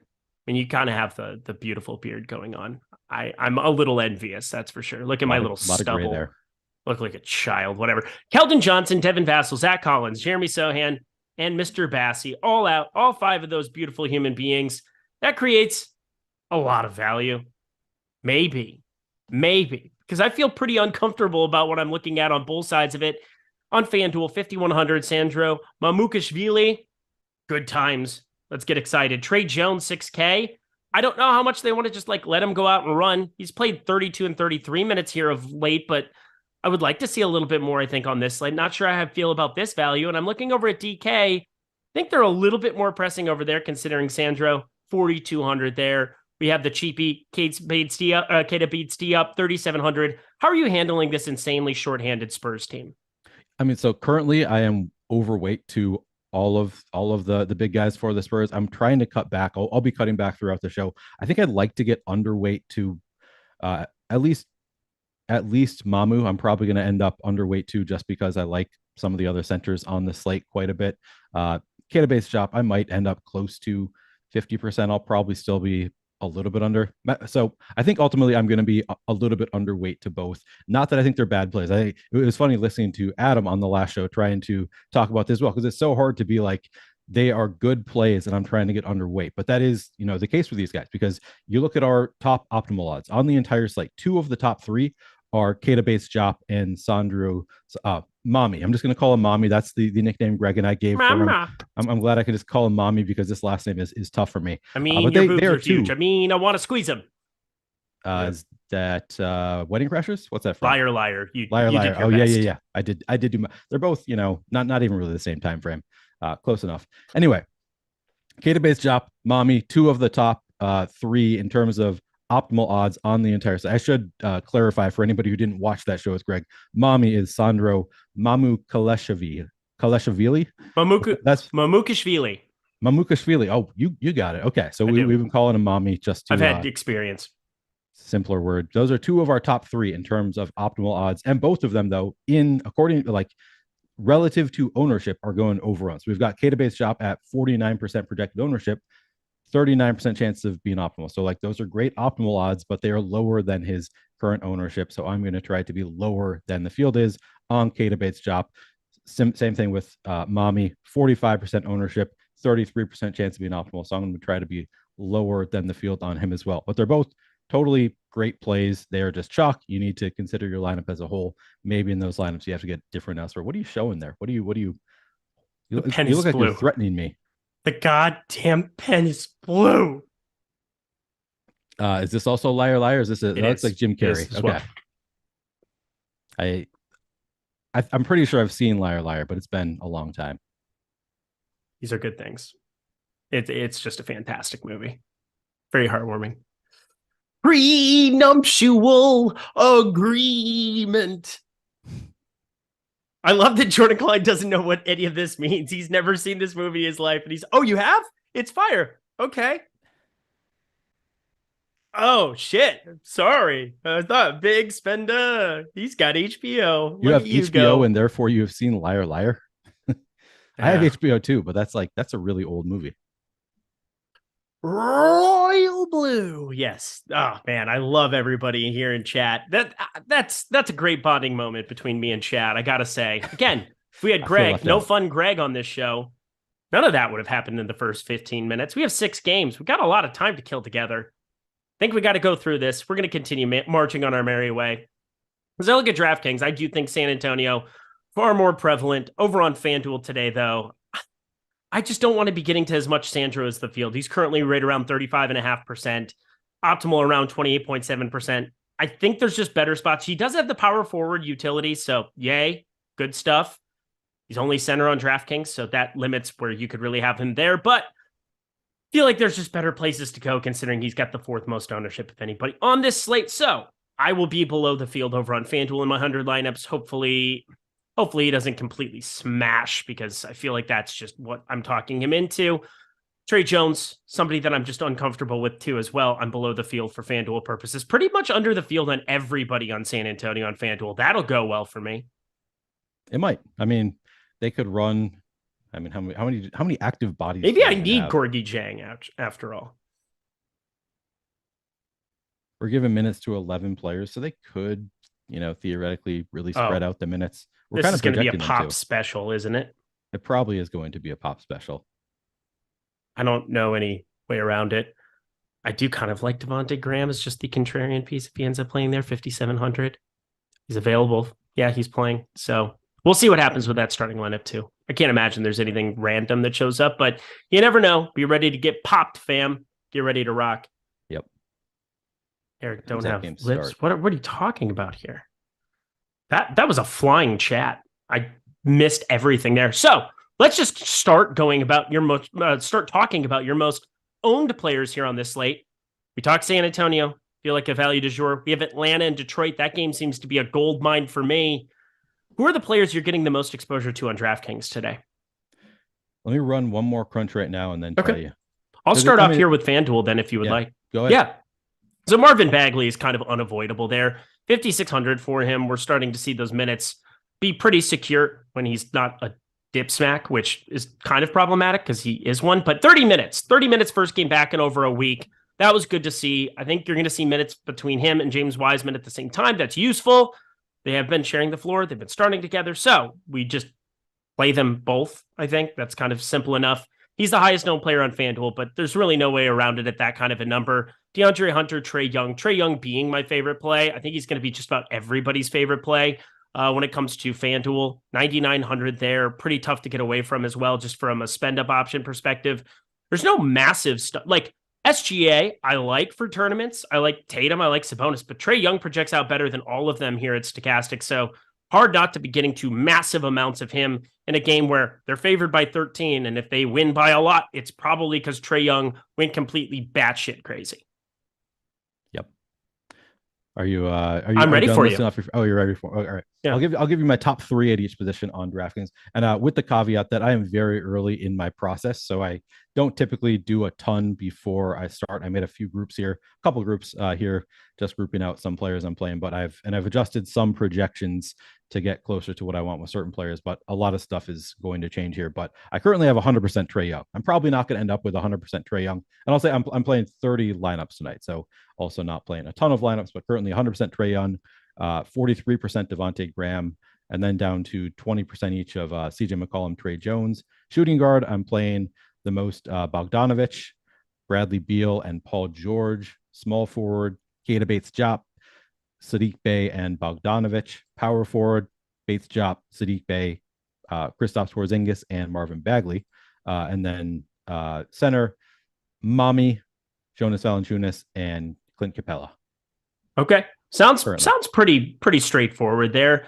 Yeah. As I'm looking at the top end from a point guard, shooting guard perspective, the one name that's a little difficult for me to get a grasp on what I want to do with them is Bogdanovich. We've seen those minutes trail down in this new coaching regime. It's just with Quinn Snyder there, it's been a little bit different. We have Bogdanovich projected for just 25 fantasy points over on FanDuel today. I know it's Detroit here. I know there's no DeJounte Murray, but I feel as though that is a ton of ownership to just expect Bogdanovich to be running into more minutes here. I think there's a lot of ways that it goes to Saddiq Bey. I think there's a lot of ways that we see just increased run for guys like AJ Griffin even. That's a player that I think is contrarian that I kind of like to get to if it ends up being him. For some reason, Bogdanovich's minutes just haven't been secure. Now we're seeing massive ownership going that direction. Do you have any thoughts on Bogdanovich? Yeah, so I'll ask you as well. How much does who gets the start play into it for you? So I think it's Bogdanovich could get the start here. I'm going to have a lot of interest if he does start. I'm going to want to play a lot. If he comes off the bench, I'll probably cut back a little bit. How about you? How much are you feeling about? I would be shocked if he started. Really? Yeah, I really would be. He hasn't started once for Quinn, and his last start, let me find it here, was on January 25th. So it's been a hot second. We haven't seen him start for quite a while. I also don't think like his utility has always been coming off the bench and flame throwing, just getting hot, running usage in the second unit. But I don't know. This just feels like really uncertain minutes for Bogdanovich. If he starts, I change complete tunes. And as you said, I think I would just have a lot of him there because I think I'd have to increase his minutes to like 28 or 30. But I've currently got him for 26 minutes. I am getting just about none. Okay, so that's the difference. So the site has him at 27 minutes projected right now. Okay. So I think if you cut back that 1 minute, it will make a big difference. He's also only 4,900 on DraftKings. Did you say it was 5,700 on FanDuel, or am I thinking of something? He's 5,200 on FanDuel. So he's a little bit more expensive on FanDuel. I guess it's pretty close relatively. So yeah, it's he's a little bit more interested, I think, on DraftKings with the price tag and 22.5% ownership right now. But I'm probably going to cut back significantly if he does not end up getting the start. I think it's sort of up in the air right now. I think he could get the start for DeJounte Murray, but yeah, I think you're right. If he ends up not starting, I probably will cut back under the 43% I have right now, but probably still pretty close to the field. Love the matchup with Detroit. And obviously they're playing a little bit shorthanded, so he could see a bump in minutes either way. Josh Giddey, another player that's pulling quite a bit of ownership, 7,300, for whatever reason, goes completely ballistic alongside SGA. And there are times that I just jam him without him, and it doesn't go well. Pretty fascinating situation. But shooting guards, point guard eligibility, 7,300 on FanDuel. I believe he has the same thing over on DraftKings. He is sitting at, again, 7,600 there. He's I'm saying shooting guard, point guard. I was just looking at it that way because it's whatever position they list him at first, which is what pops up in Cruncher. And then they put the other one after it. So yeah, point guard, shooting guard, same thing. 7,600 for him there. That is somebody who's coming in with positive leverage over on DK on FanDuel, a little bit more of a talking point for that slate. But who are the guards that you find yourself getting to the most of today? First of all, I want to see who you agree with here. Brandon Cat says, that's a dumb take by Neil. Detroit is complete trash right now. The Atlanta game has significant blowout risk. It's not worth paying over 8K for anyone on Atlanta. Do you agree it's not worth paying over 8K for anyone on Atlanta? Hang on 1 second. I know it's coming here. Just hang on 1 second. At no point in your rambling, incoherent response were you even close to anything that could be considered a rational thought. Everyone in this room is now dumber having listened to it. I award you no points, and may God have mercy on your soul. Yeah, I think that's a fair response there. I mean, there are reasons not to play Trae Young, and that is one of them. Like there is certainly blowout risk. It is a possibility that the game blows out and Trae Young sees reduced minutes. That is absolutely something that you should factor in. But I can tell you, a lot of the best players in the world are going to be playing a lot of Trae Young tonight. Like he's a very good play who has risk. Almost everybody always has some risk, and that is certainly a risk. And he also has not been playing huge minutes recently, so like that is some concern. Like we're projecting Trae Young for 34 minutes. He might not get to 34 minutes, but it's more likely than not that with DeJounte Murray sitting, he plays more minutes tonight. Also has increased usage. He could certainly get there against Detroit in 3 quarters. So while that is a valid concern, it's not going to drag me away from Trae Young. I'm not going to end up with 100% like I have right now, but I think the field getting to 45% is not far off from where it should be. He's the best raw points play on the slate, period. End of story. We continue on. Just unreal. Sometimes you just got to put people in a body bag and then continue on your merry way. Like this is No Country for Old Men or something. Just horse tranquilizer. Well, who said we didn't ban anybody for having an opinion? Wayne's World? Never. No banning. I haven't clicked the ban button in a while. I've been giving people liberty to say whatever they want. Yeah, liberty. Unless your opinion is just talking about how dumb we are constantly, we're probably not going to ban you. It's probably true when it comes to me. But either way, I'm excited because if people don't want to play Trent, I'll just play a ton of him. But something tells me he's going to be very, very popular. He should be very popular. Kristaps Porzingis should also be very popular. Somebody that I want to get to in bulk. He has positive leverage on FanDuel right now, too. That's nifty. Give me all of that you got in a bag of potato chips. That's for sure. We'll talk about him when we get over to forwards here a little bit, too. But anybody that's coming in really low on that you find yourself getting to, because I have a couple of tournament plays and I'm just a little bit surprised people don't have any interest in. Yeah, I mean, they were talking about J-Val on the last show quite a bit, and I'm with he is up to 10%. I think. But I was talking like guards first. Oh, guards. Okay, sorry. Yeah, at the guard spot. We have lots of time to cover on this show, and then apparently I will make sure that I get to the super chats if we have any coming in. Again, 3K people, lots of time we'll have for questions, things that we can chat about. So we will do that. Can we ban Eric? No, you can't, Unicorn Love. I'm sorry. It's not how this works. No. Unicorn Love, though, is a great screen name.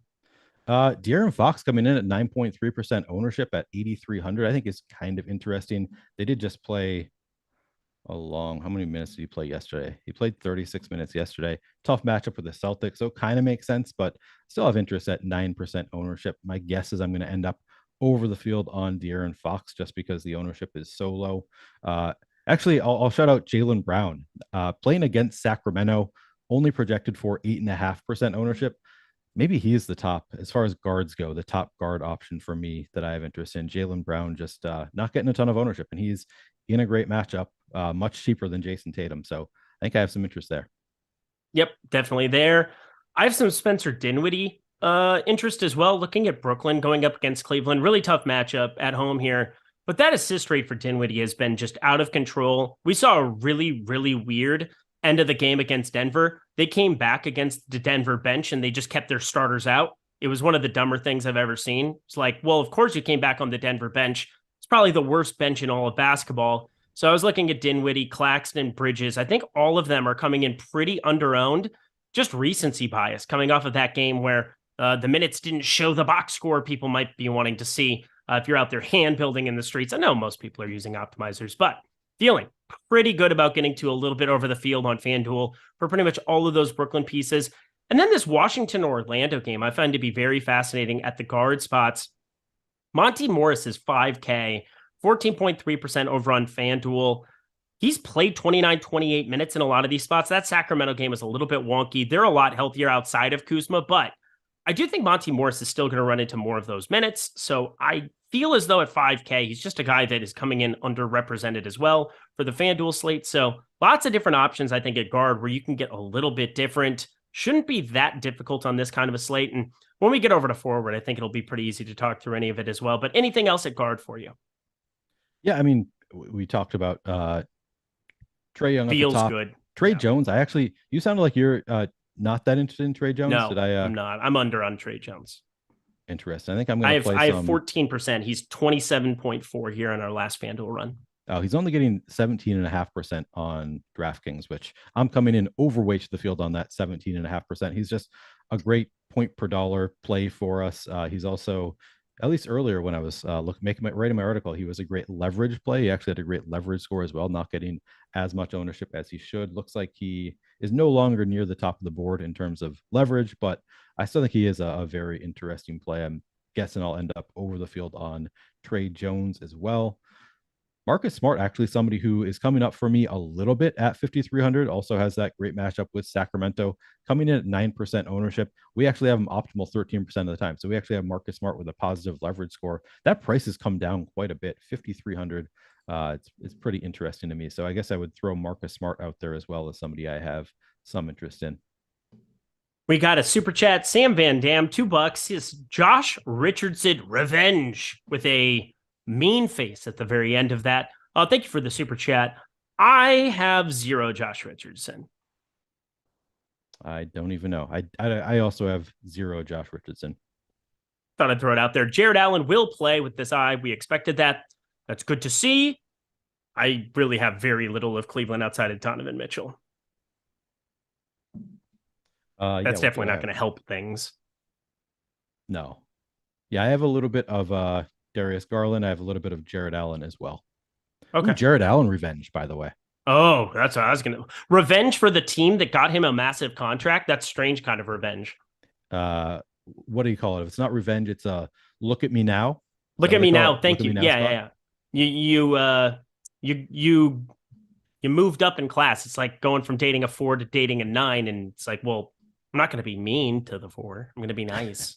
Right. Yeah, exactly. I'm still going to show them grace and sincerity. Although I'm with a 9 now. Feels good.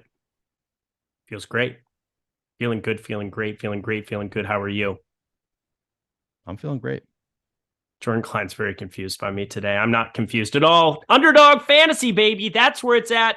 We're going to talk through it here now. We're going to talk about it in the after show. That's for sure, too. But Underdog Fantasy, the sponsor of Live Before Lock right now, that is where you need to check out. So many great offerings. They have the Tuesday tip-off going, full court press. That's the $7, $8K in prizes. But the Tuesday tip-off, I'm telling you, this $5 contest, I've had the privilege of doing shows with Neil for Underdog Fantasy where we do these drafts live. We have gotten some. How did we do on that draft the other day too? By the way, where we had the absolute stud of studs together.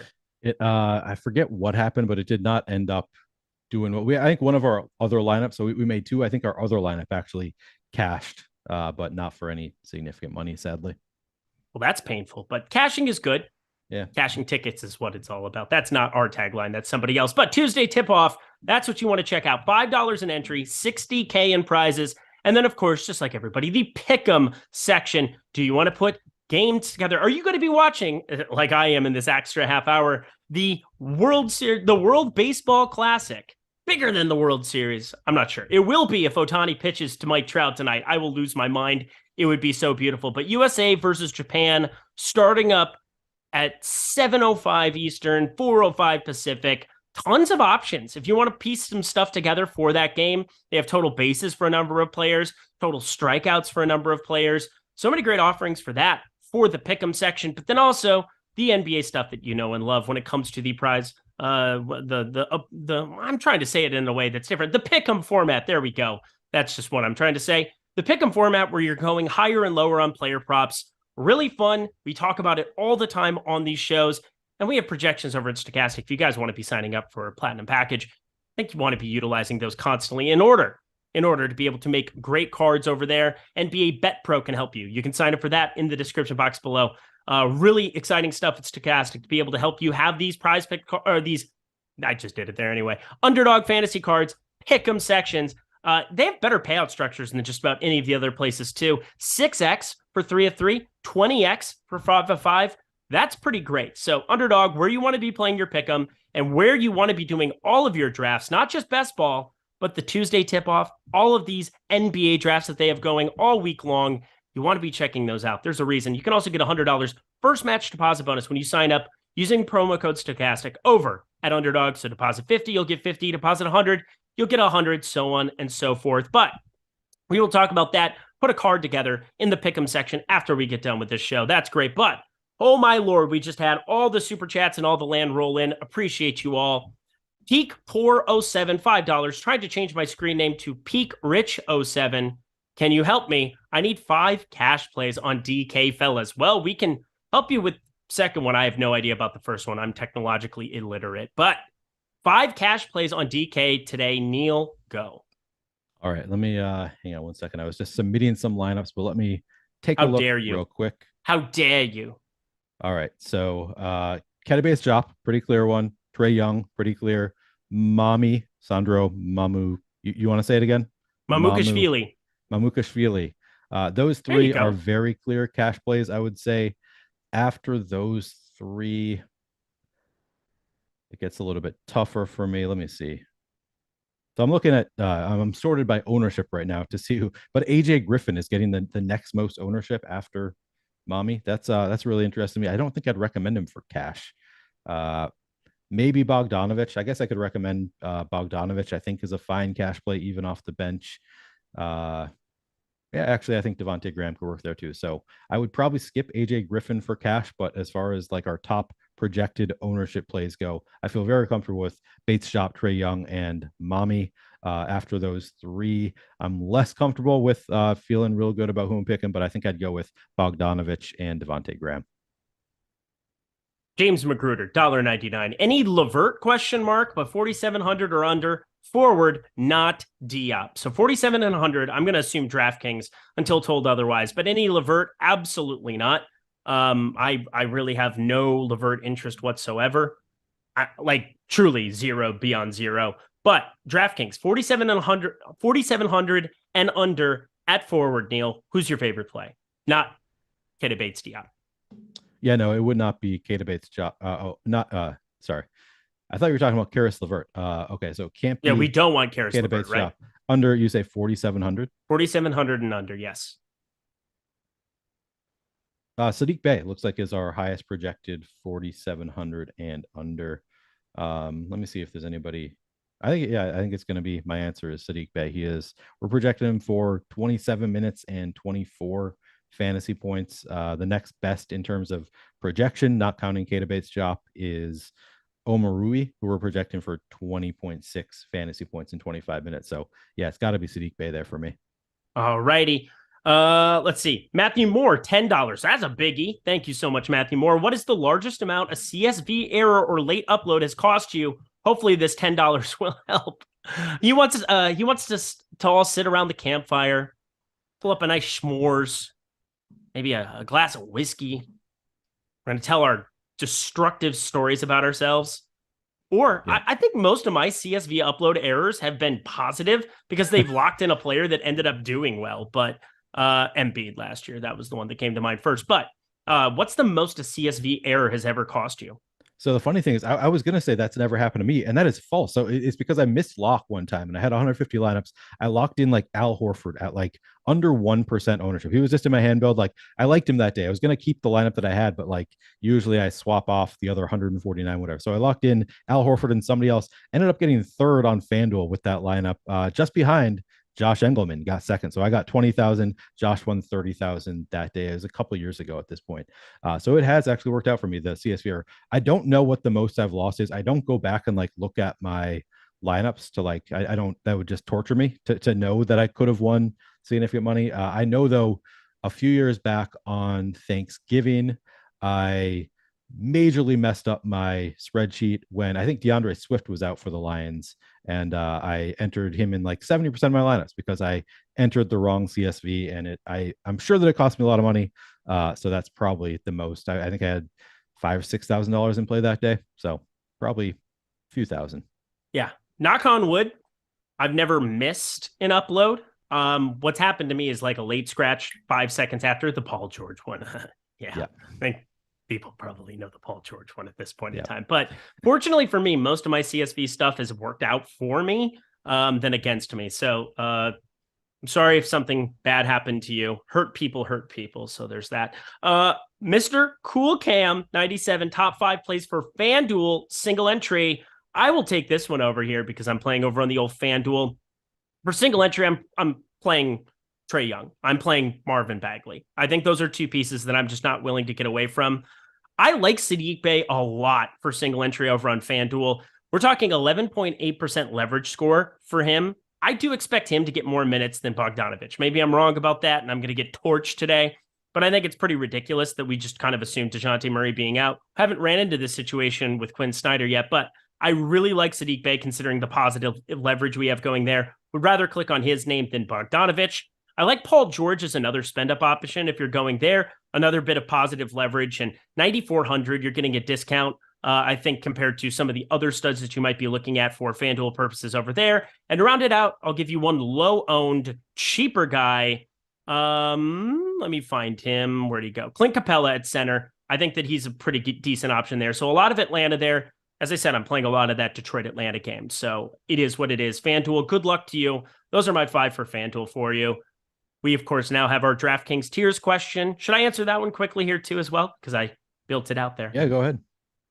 Let's see. Who super chatted that? I saw that come in. Ace of Spade, of course. He's the one who always asks that. $2. Thank you, my dude. Thanks, guys. You're welcome. Tier 1, Trae Young. Tier 2, Paul George. Tier 3, Brandon Ingram. Tier 4, CJ McCollum. Tier 5, Paulo Banchero. Just a little bit above Giddey, but pretty close. Tier 6, Jonas Valanciunas. Tier 7, is there anybody available out of tier 7? Because it's not even there. Yep. Nope. Those are the 6 tiers. Nobody else that's available there. So those are your 6 tiers. Good luck to you in that as well. Another super chat that came in. We have, these are just fantastic. Chi-Town Sean, $4.99. Thanks for all the insight. You're welcome. Thoughts on Magruder if starting? Also, is Keegan Murray a viable pivot / contrarian play if Herter is out? So let's break that down.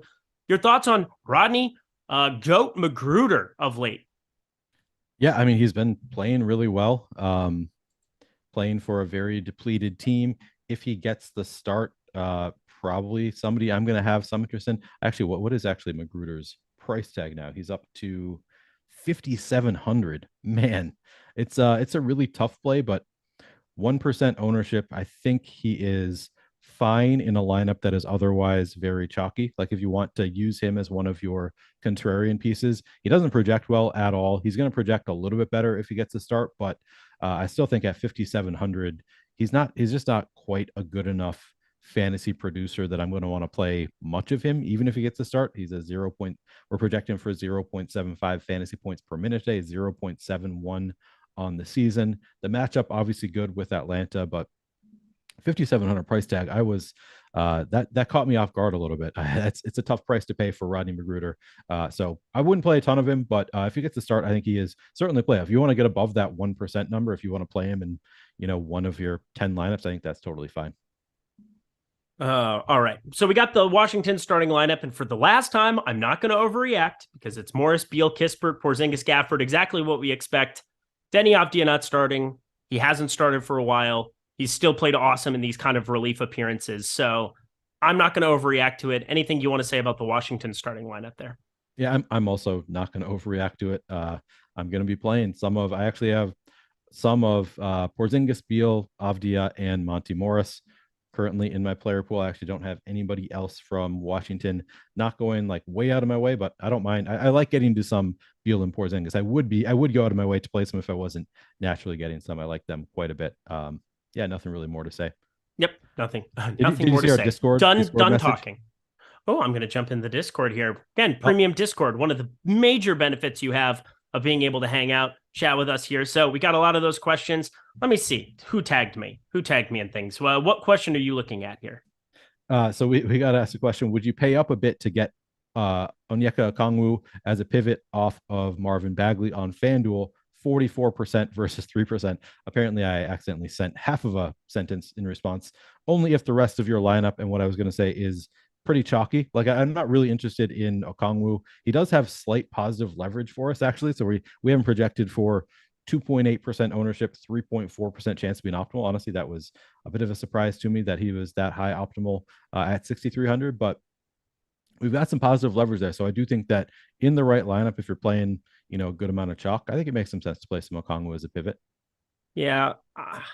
On FanDuel today? Yeah, at 6,300. Feels a bit steep for me. I'm not doing it. Not in a million years. No. 6,300. Yeah. I mean, that's ridiculous. Clint Capella is 6,600 and he's going to play 8 more minutes. Capella could get in foul trouble. He could, but then I don't know. That's also a pretty hefty number. I'll say this. We have him busting 67% of the time. Seems bad. 2% of the time. So it's a tough play. It's only largest field GPP if the rest of your lineup is chalky, but probably not somebody that I would be getting to.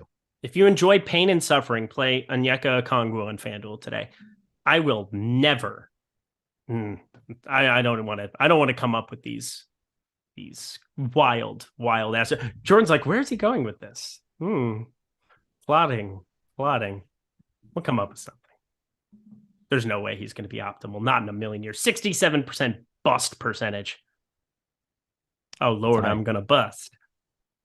I love that little meme. It's so good. You know what I'm talking about, Neil Orfield. Oh, Lord, I'm going to bust? Yeah. Oh, is that the Riley Reid? Yeah, he just passed. No, it's not. That's a meme that people use all the time on Twitter. Oh God, I'm gonna. Am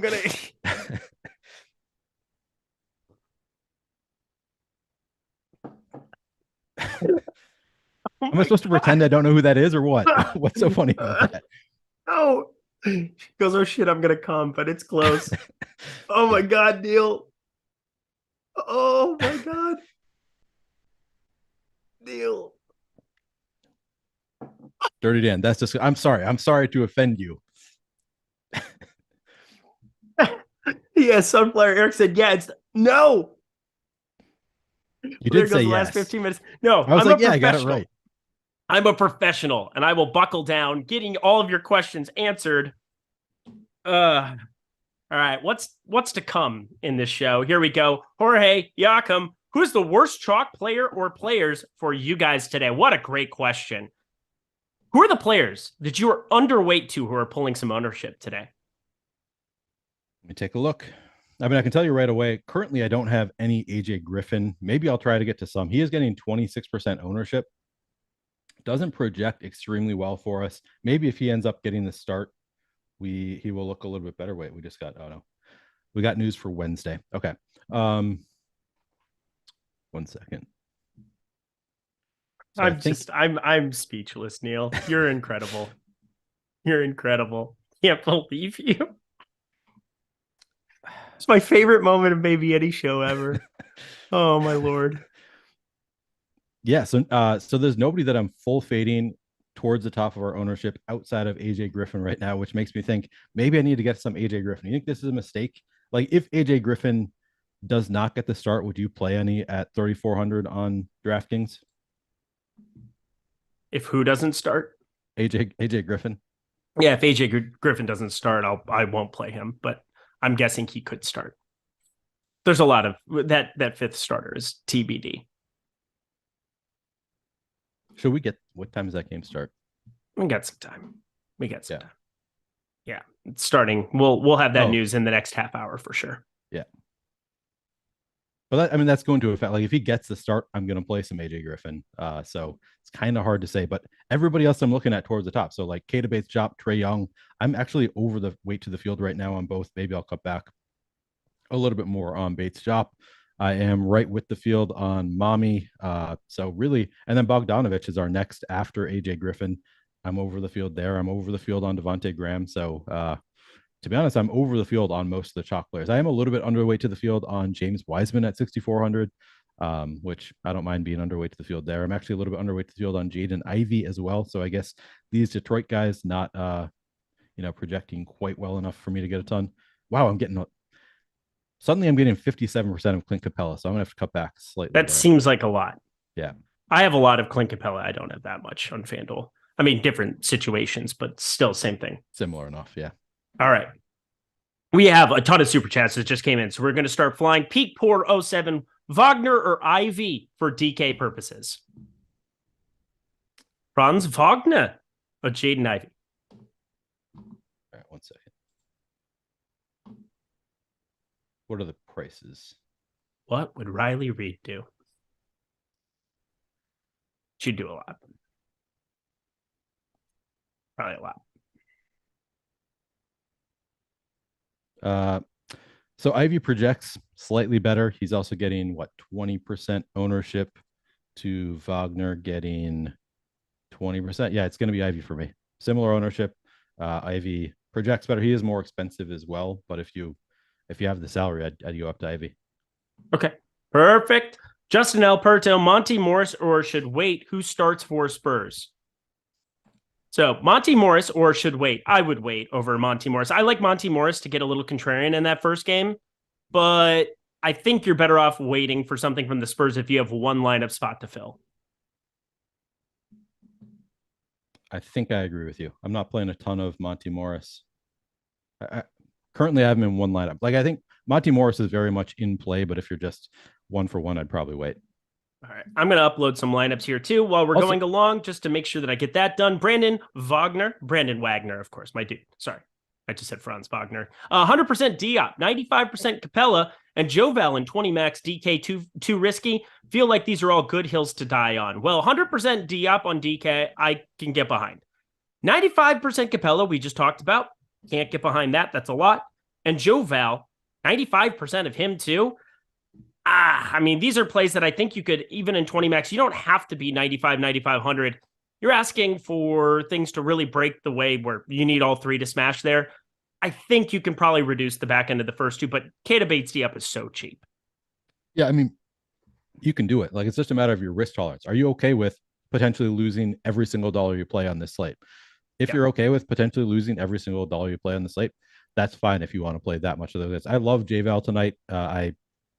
I like Clint Capella just a little. I like Clint Capella as well. I think those are all great plays, but I'm not going to play that much. But it is just a matter of risk tolerance. You can make great lineups with those three guys at those numbers if that's how you want to play it.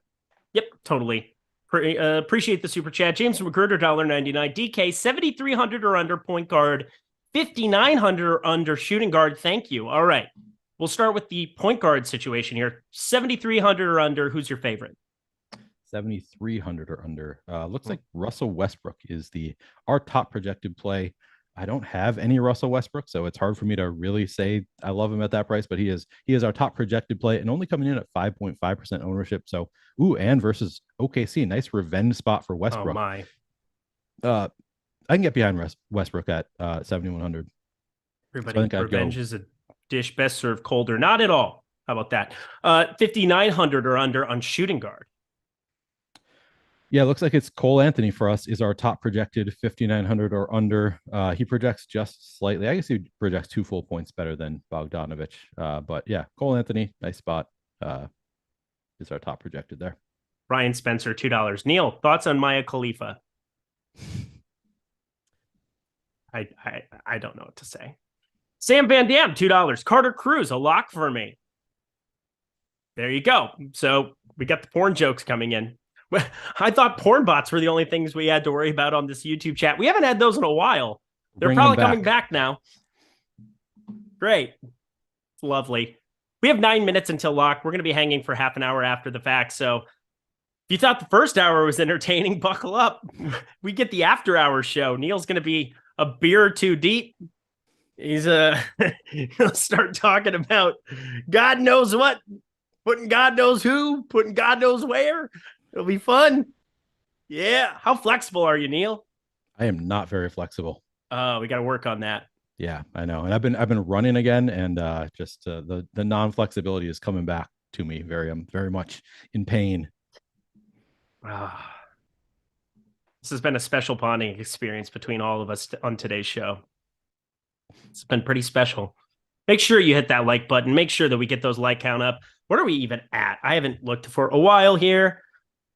456. We got to get this over 500 as we're coming into the half hour. And God knows we like to come into the last half hour very, very hard. It's going to be great. It's going to be enjoyable. We're all going to appreciate it. It's going to be nice. It's going to be a great half hour. I will not be 2 beers deep because if I drink too much beer, I'm going to have to pee. So max 1 beer. Yeah. That's usually your 5 minutes into the show routine. Yeah. I'll start drinking my beer. Start sipping slowly. Tiny bladder for Nearly. It's true. Got a tiny bladder. Oh, tiny little bladder there for Nearly. Oh. Or I just drink a lot of liquids. I'm not sure. Tons of super chats coming in. Malcolm Revamp. What are the core plays for DK Cash? We're running it back. We're going back to the DK streets for the cash games. Here we are. Marvin Bagley, DeAndre Hunter, Trae Young, Mamukashvili, who, again, for tournaments, we can talk about that all we want until the cows come home. I think for DraftKings purposes and cash, you're just going to play him. Keita Bates-Diop, first guy clicking in for cash. AJ Griffin, if he starts, whoever starts there, Bogdanovich or him, the other guy. And then I will say James Wiseman.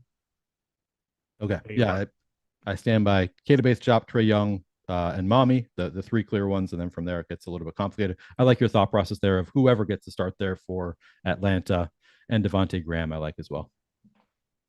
Bilbo Swaggins, $2. The man said, thoughts on Maya Khalifa, Eric, with the looking eyes emoji. So we need your thoughts, Neil, on Maya Khalifa. Yeah, I already responded in chat. She's a little bit too enhanced for me. I'm going to leave it at that. I'm not going to get deep into this. Everybody has their tastes. It's fair. It's fair. I don't know what I want to say or what I should say in this moment. I'm choosing words carefully all the time in these kind of situations. I like having a job. It's enjoyable. It's better than the opposite.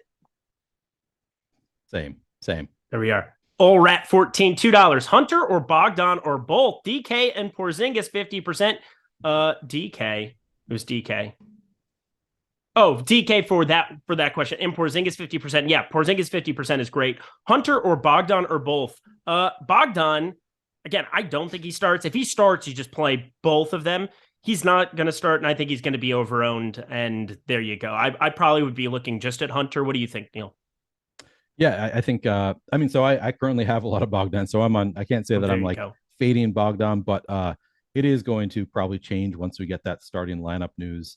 I do have a good amount of DeAndre Hunter, so I think you can play.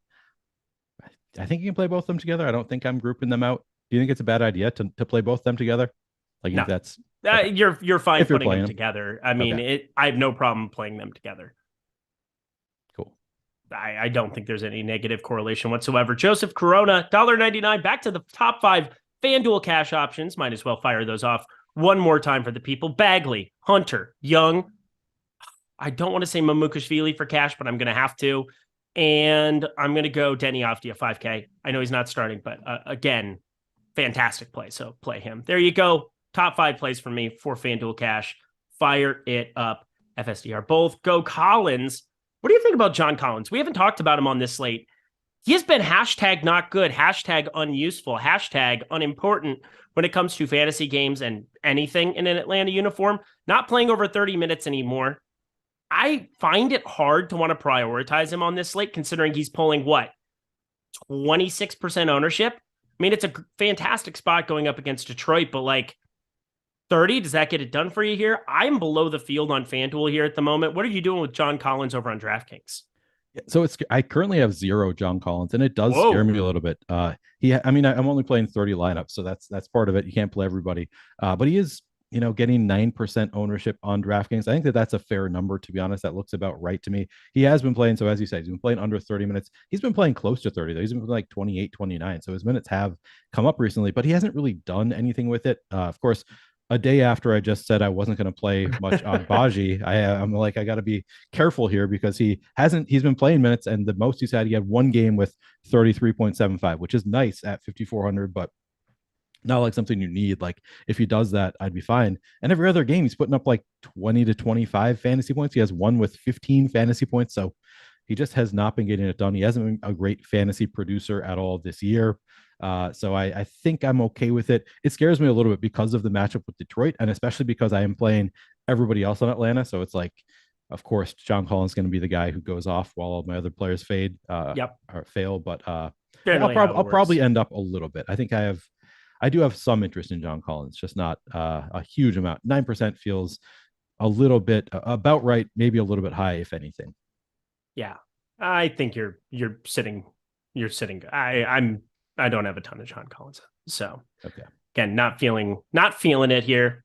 We'll see that starting lineup from Atlanta. We'll be able to rehash what we want to do with that team, with that situation. But we're 2 minutes until lock. Make sure you have your lineups in. Hit that like button. We're going to turn it over to Underdog Fantasy and talk about it. We're also going to react to ownership, react to how the beginning of the game starts, because everybody knows, however the game starts, that's what makes or breaks your day. That first quarter, I tell you, there's no way of escaping it. If Kristaps Porzingis puts up 2, you're dead.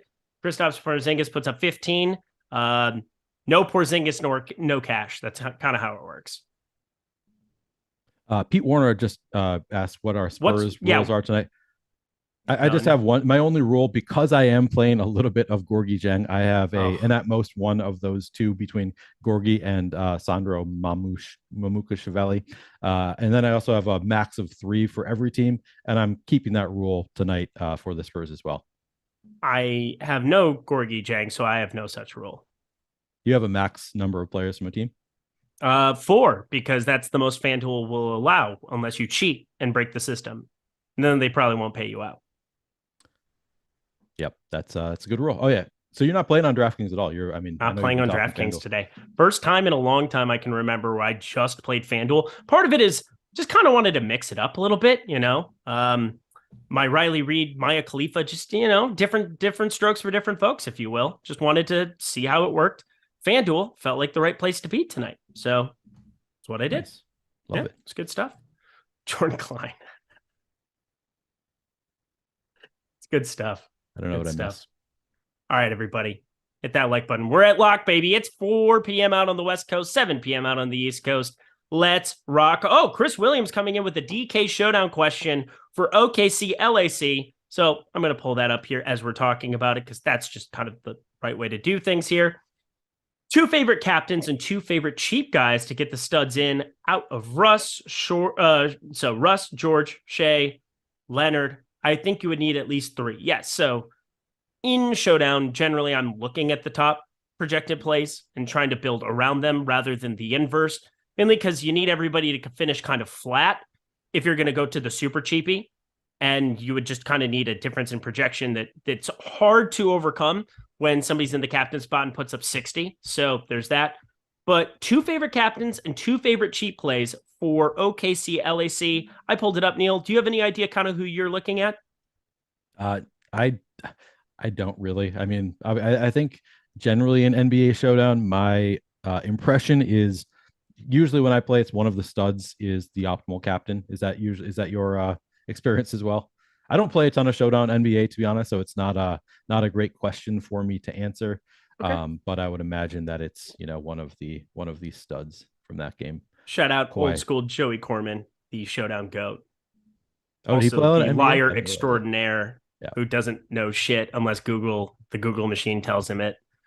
And whatever. Shout out Joey, just throw it out there. SGA, first guy right off the bat, highest projected in Stokastic projections. Revenge. We're going back to more revenge there with SGA. Team that basically I would have done the same thing to get Paul George at the time, so I really can't blame them. SGA really emerged, though, after that first year in LA, then goes to OKC, played great alongside Chris Paul, Dennis Schroeder. And now here, highest projected player in the game. I think that's pretty tough to get away from. And then I like the contrarian spot of Paul George over Kawhi Leonard just for this instance, because we have a difference of about 3% in terms of ownership projection. I've played a couple of these showdowns lately, and Kawhi Leonard, specifically that Portland game, ended up a lot more popular than Paul George is. So be on the lookout for that. We'll say Kawhi Leonard, don't mind that play either, as you shouldn't. But Paul George, I think I would be looking at getting a little bit more there. And then on the cheap end, let's find my favorite cheapies in the utility spot. If you want to get off the board, Marcus Morris, 4,200. He is a terrible real-life basketball player at this point in time. Used to be good once upon a time, but played 24 minutes. Part of that Portland game was they just started getting it out of reach. Didn't need to bring an old geezer back into the game. So Marcus Morris, like getting to a little bit of him. And then Isaiah Joe, not somebody I have any interest in for the main slate, but 5K, DK showdown, kind of a cheapie that I think fits into lineups decently. Not pulling as much ownership as the guys above him, like Eric Gordon, Lugensdort, Zubac. So when I get things right, I want to get paid out without much duplication. So Isaiah Joe makes sense for that showdown as well. So good luck to you. Have fun. Enjoy all those things. Cool. Let's pull up the Wizards Orlando game. I've got that on tap when that starts up. But otherwise, let's go to Underdog Fantasy, because you can play the pick'em format. You guys know how this works. We're putting together 2, 3, 4, or 5 players, 5 props all together. And we're going to make a lovely little card here live on stream. We're going to have projections put up for you guys over at Stokastic. If you've got your platinum sub, as you should, we've got everything available for you there. So sign up for that in the video description box below. Always some offers going on for you guys to take advantage of. But the NBA bet tool, which has been so great, not just for the sports books, but for Underdog, for other places where props are available in states where you might not have those sports books available to you. This is the way to do it. So, Neil, I'm going to start with you here. First prop on the board that you want to fire up for Underdog today for our ticket, go. All right, hang on. You got to give me 1 minute here. So maybe if you have one lined up, you should go first. But I struggle to find this stuff quickly because I can't sports bet. I'm always it takes me a minute to find the stuff that I'm looking for. Oh, I'm here. I'm finding it. Look at that. But it's not loading right away. Sad.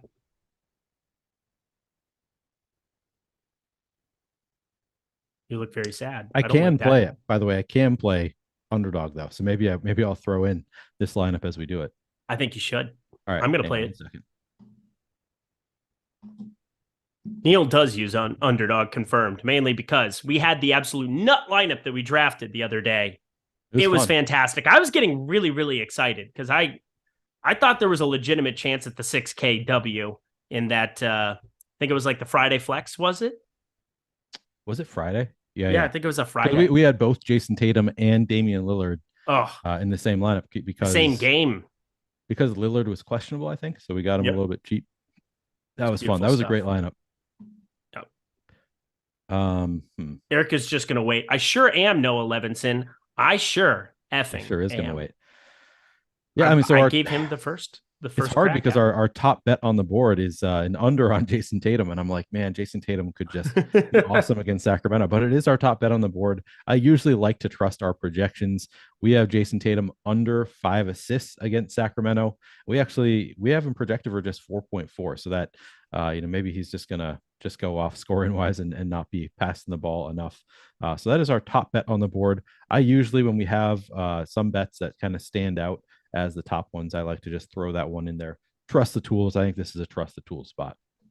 Trust the tool spot. How do you feel about that one? Down with that one. I am down with that one. I think, 5 assists. Again, 6 is the loser. Like you're looking at 6 being what? Bogdanovich. Oh, he is starting. Son of a bitch. Sorry. All right. We'll talk about that here in a second, but I want to finish out getting at least a couple of plays together here. Jason Tatum, lower on 5 assists. That is, that's a really good play. Look at Eugene Omoruyi, because again, 9.5 points sitting there for him. He had been starting until Bagley came back. He had looked really, really good in limited time, but 20 minutes in 2 blowout spots against Washington. That Miami game wasn't as close.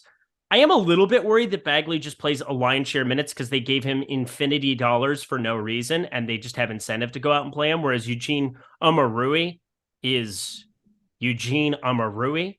So there's that. But I think 9.5 points. 9.5 points for him here. They're thin enough still without Livers, without Isaiah Stewart, without Bogdanovich, without Jalen Duren. I think there's a path for that 9.5 points. So I think that that's a decent higher. It's also busting out in our tools. Yeah, busting. There you go. Higher, Omoruyi.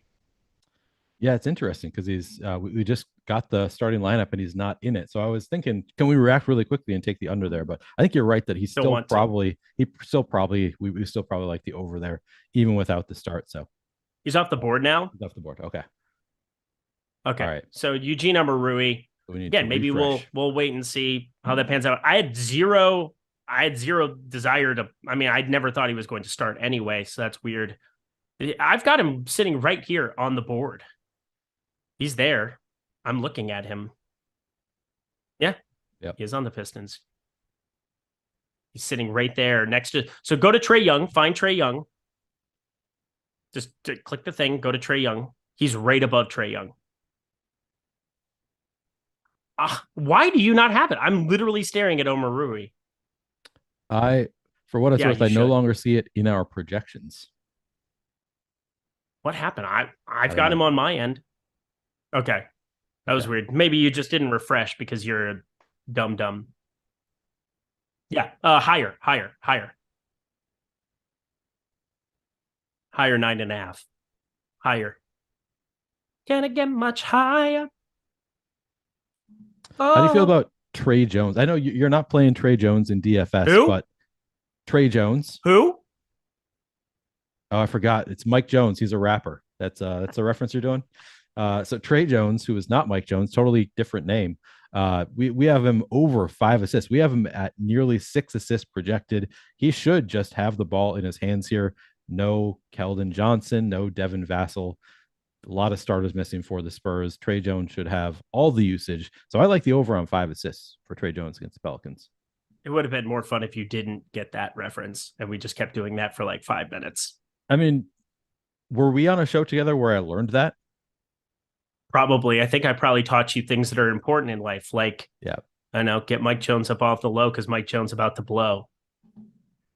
Maybe you were in chat, but I did not know who Mike Jones was, admittedly. There is that. But now you've learned. You've rectified. Now I know. Now you stay flossing in that candy paint, rolling dank, sipping drink on an 84 swing, as you should. As you should. Let's go to this starting lineup. I think we have to react to this. We'll come back and finish out our card here in a second. But good Lord, Bogdanovich is starting, so everything I said doesn't matter anymore. He ends up being the guy getting the start. This is going to change a lot for me. How about you? Wait, who got the start? Bogdanovich. We're starting lineup for the Hawks. Young, Bogdanovich. I mean, it makes me like Bogdanovich Collins, even better. I was going to play a lot of Bogdanovich. I'm going to continue playing a lot of Bogdanovich. This definitely means I think you can play Bogdanovich and Hunter together. I think that answers that question. They're starting together. They should both get decent minutes.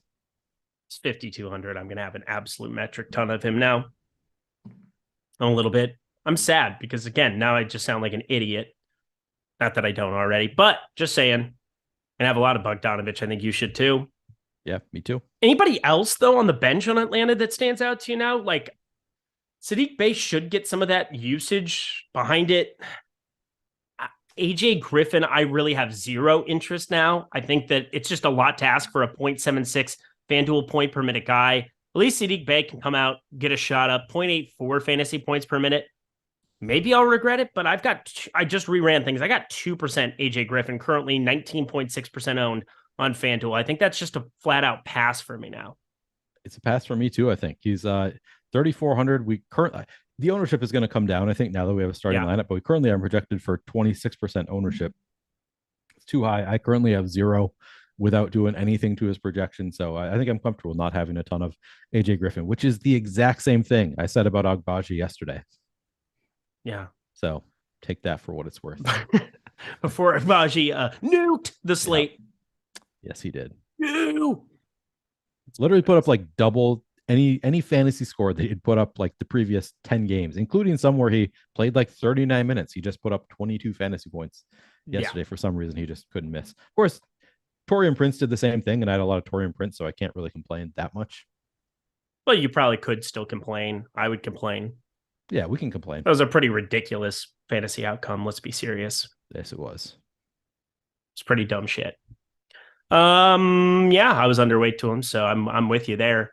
I think I was going through a little bit of stuff. It seemed like a lot of people were underweight on Agbaji yesterday. Yeah. You were not alone, Neil. You were not alone. I'm glad. The fishies got to eat once in a while so that the sharks can be well fed. That's so true. Wise words. Yeah, have we updated our... Nope, just waiting on it. Okay. Waiting. Any Eric Gordon love? No. Not planning on it. Yeah, not planning on that either. All right, let's finish out this underdog fantasy card. We got 3 plays for you. We've got Eugene Amarui. We've got Jason Tatum. We've got Trey Jones. Trey Jones, that's for sure. You give me your 4th play, and then I will round this out. Yes, sir. 1 second. Ooh. See, our tool is like the under on JVal, and I'm not like if he just gets the minutes, he's gonna look so good. Maybe Trey Murphy over on 4 rebounds. He's just been playing all the minutes he can handle, and he's playing against the Spurs. I think I like that over on 4 rebounds for Trey Murphy. I think I'm down with that. Are you down with the sickness? I'm definitely there for it. Brandon Ingram over 5 rebounds projecting out well for us. It's a little bit surprising for me because I literally was updating my sheets this morning and I paid close attention to Brandon Ingram's rebound rate. He averages just 4.9 of those suckers a game, which is pretty wild.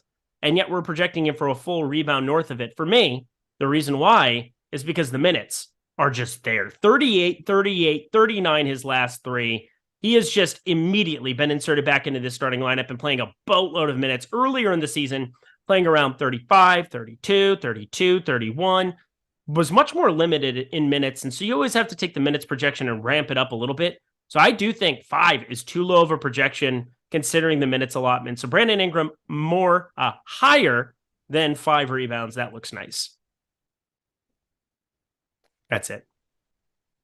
That's the last play. That was fun. That was fun. I'm looking at our projections change log right now just to see what has been updated. We actually did. We moved up. And now I lost it. Bogdanovich to like nearly 29 fantasy points in our latest update. Yep, I now have him for 32. That's pretty. I had him for 24, nice. And now I have him for 32. It's changed everything on my slate. I have like 80% of him now. Yeah, that's a huge boost. I'm gonna refresh my fantasy. Well, I mean, for me, it was just such a drastic minutes allotment change. I go from putting him in for 26 minutes, you change it to 32. I mean, that better change it drastically. Yeah, for sure. Yeah, it changed the entire complexion of my slate for sure. Let me do one more update here myself too. Again, I'm having a tough time figuring out if I want to get to like any. Like I'm not going to play a share of AJ Griffin. I think I didn't have any, and I'm definitely not. Or I shouldn't say I'm definitely not, but he projects like fine for us. He doesn't project like extremely well for us. So what do we have? We still have his ownership at 27%. We're projecting for under 17 fantasy points. My guess is the ownership comes down quite a bit. But yeah, just not that interested in that. All right. We got 2 super chats to catch up on. Sir Ruin of House Roundhead. It's wild. I can understand not getting behind Greg Williams, Neil. Still, the DC Defenders are undefeated. Do you think they're the best team in the XFL? I have no idea what any of this means. I think the Roughnecks are probably the best team in the XFL. But the Defenders are definitely up there. Definitely an interesting team. The Brahmas, though, once they get Stinnett to play consistently, to play like a full game, we're coming on. I'm telling you. All right. All rat 14, $2. 3.4K guard on DK other than Griffin. Oh my. Are you that locked in that it has to be 3.4K at this point in time? And it's got to be a guard?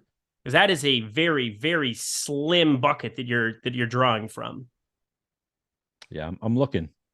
It's going to be tough though. He is our top projected 3.4K or under for what it's worth.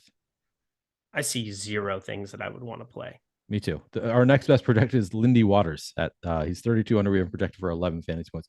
If I were to play a guard, 3,400 under would be AJ Griffin, but I would prefer to make a 2-for-2 swap there. Oh, so my Waters, that's good. What's he doing in my waters? Oh, I don't know, sir. I'm old Greg. You don't know what I'm talking about. I have no idea what you're talking about. Stretch. I've been hitting everything on the pop culture gamut there. Eric is the GOAT. Thanks, Solo DZ. Appreciate you.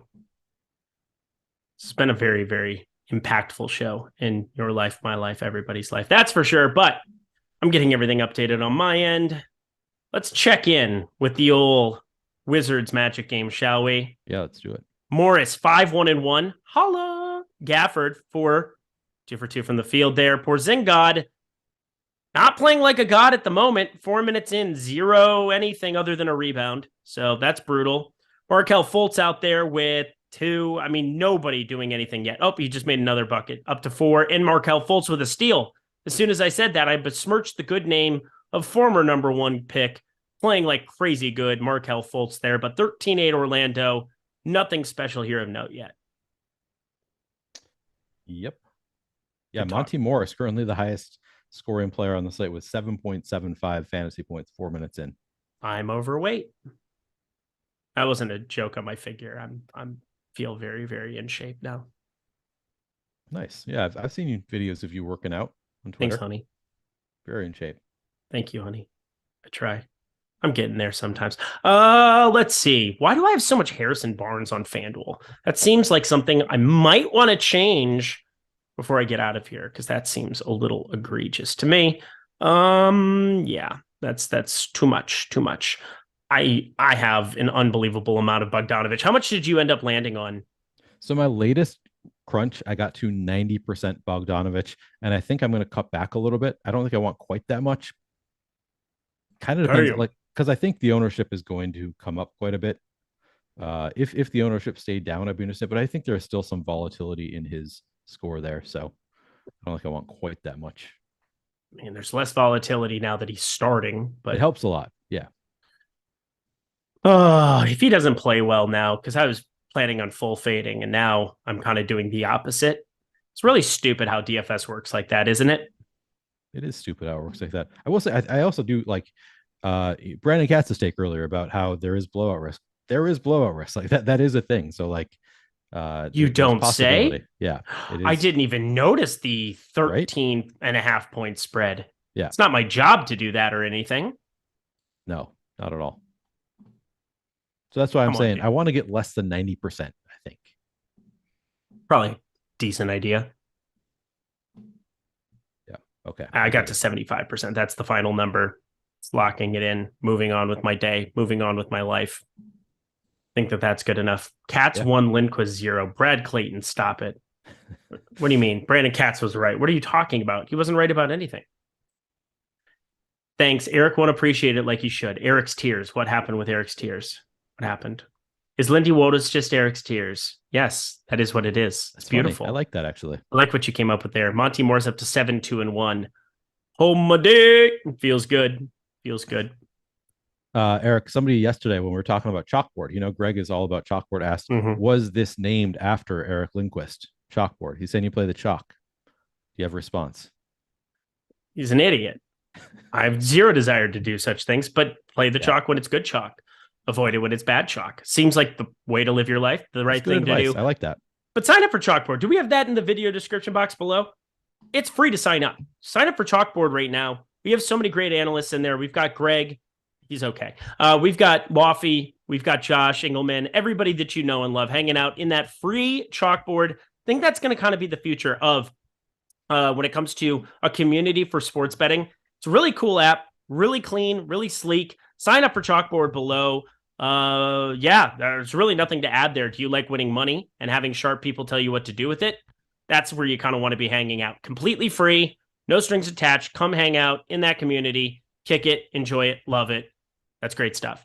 I'm in the premium Discord every single day too. If you guys want to sign up for that, that's going to be myself, Eitan, Ben Raza, just firing up bets for you all day there as well. So good stuff.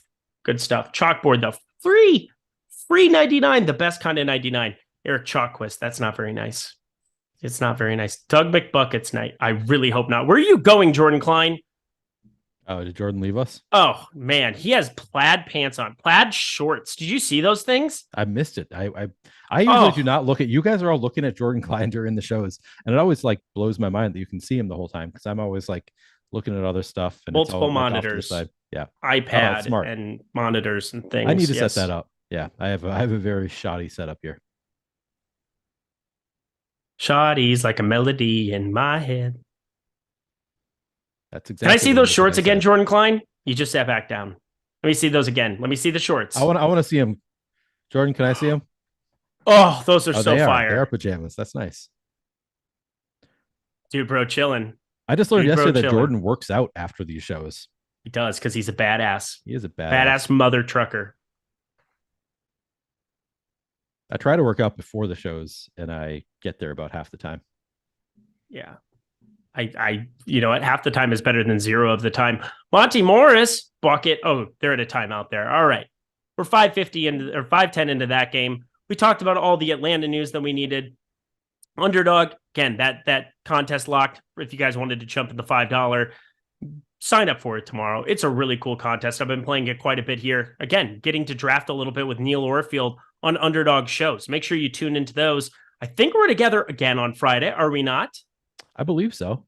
That would be really fun if we were. Closely at the schedule, but I would assume that is the case. I feel like that's our regular schedule. I think it's going well. I think we're enjoying ourselves, so we're sticking with it. We are. So yeah, if you guys are looking for live coverage, we do a lot of those live shows. I did one for a different company earlier today. Again, you want to be checking out some of those VODs. Get more specific. There we go. Not specified. Looking for more specific analysis about Underdog, about anything else that you might be looking for. We have tons of VODs every single day. Going and check those out. Because again, if there's one thing you're playing specifically, I'm pretty sure we have coverage for it and you're going to be set up. So do that. Yeah. I'm doing a VOD tonight for the Underdog NBA playoff best ball. I'm going to be doing a VOD on that. I've done 2 of them already. I think it's a really interesting format. So check out those VODs if you're interested in playing some Underdog basketball playoff best ball. I kind of am. That seems kind of fun. It's an interesting because there's no, like in football, you've got the bye week 1, which is kind of an annoyance, kind of interesting as well. But then in basketball, it's just about like who's going to advance. Like you want players who are going to be in the championship game, but you also need to get there. And then there's like different series sizes. It's kind of a tough nut to crack, but I think it's really fun. Stack it up, baby. That's right. It's fun stuff. Oh. Is Gary Harris going off? Somebody just no. Please, that would be bad. He's got 7. We're fine. Yeah. 5. It's 5. Stop it. Different company. Rush, just saying. I do a lot of the VOD stuff. Neil does a lot of the VOD stuff. You want to be checking it out. No matter where you play, we probably have some content that you're going to like, enjoy, and utilize because it will help you be profitable. Yeah. 2 points, 2 steals. Gary Harris over on FanDuel, 8 points. For the love of God, he's 4,700. If somebody wins with Gary Harris in a lineup, I'm going to throw up. That would not be okay. Fultz, charge, second foul. Welcome to the Cole Anthony show, everybody. Here it starts. 4:44 in the first. Going to be checking in here in a second. That's not enjoyable, but with 5 minutes left to go, let's reiterate a couple of things. 1, who are you cheering for the most tonight, Neil, in your lineups? And 2, who are you cheering the most against? Probably cheering the most for Bogdanovic. Okay. I still do have 67%. I think that's a fair amount for Bogdanovic. If AJ Griffin actually comes in with significant ownership, I'll be cheering against him. Trying to think who else I am cheering against. Who do I not have in this game? Yeah, nobody really who's started already that I don't have. Looks like Jaden Ivey, somebody I'm going to be cheering against a little bit. He projects just fine, totally fine play, but I'm underweight to the field there. so maybe cheering against him. I do like JVal. I'm down to 20% JVal. I might run another crunch because I think I want more than that of JVal, and he's going to be somebody I'm cheering for. How about you? Who are you cheering for? Who are you cheering against? Yeah, I'm cheering for Bogdanovich and Trae Young now. Yay. What a time to be alive. That changed quickly. I think Marvin Bagley as well was a pretty good play. I'm going to be cheering against Josh Giddey pretty heavily. Do not find him to be all that good of a play for FanDuel purposes today at his current ownership. So again, just fine play, but somebody that I'm going to be underweight. And I'm definitely underweight to Mamukashvili as well. Hopefully he doesn't completely nuke the slate. That would be bad for me. Yeah. I've got a good amount, but maybe I think I want to get to a little bit more Bagley too. I'm going to be playing some Mommy. I'm probably still going to be underweight to the field though. Jordan Klein, did it just start pouring where you're at? It just started pouring outside.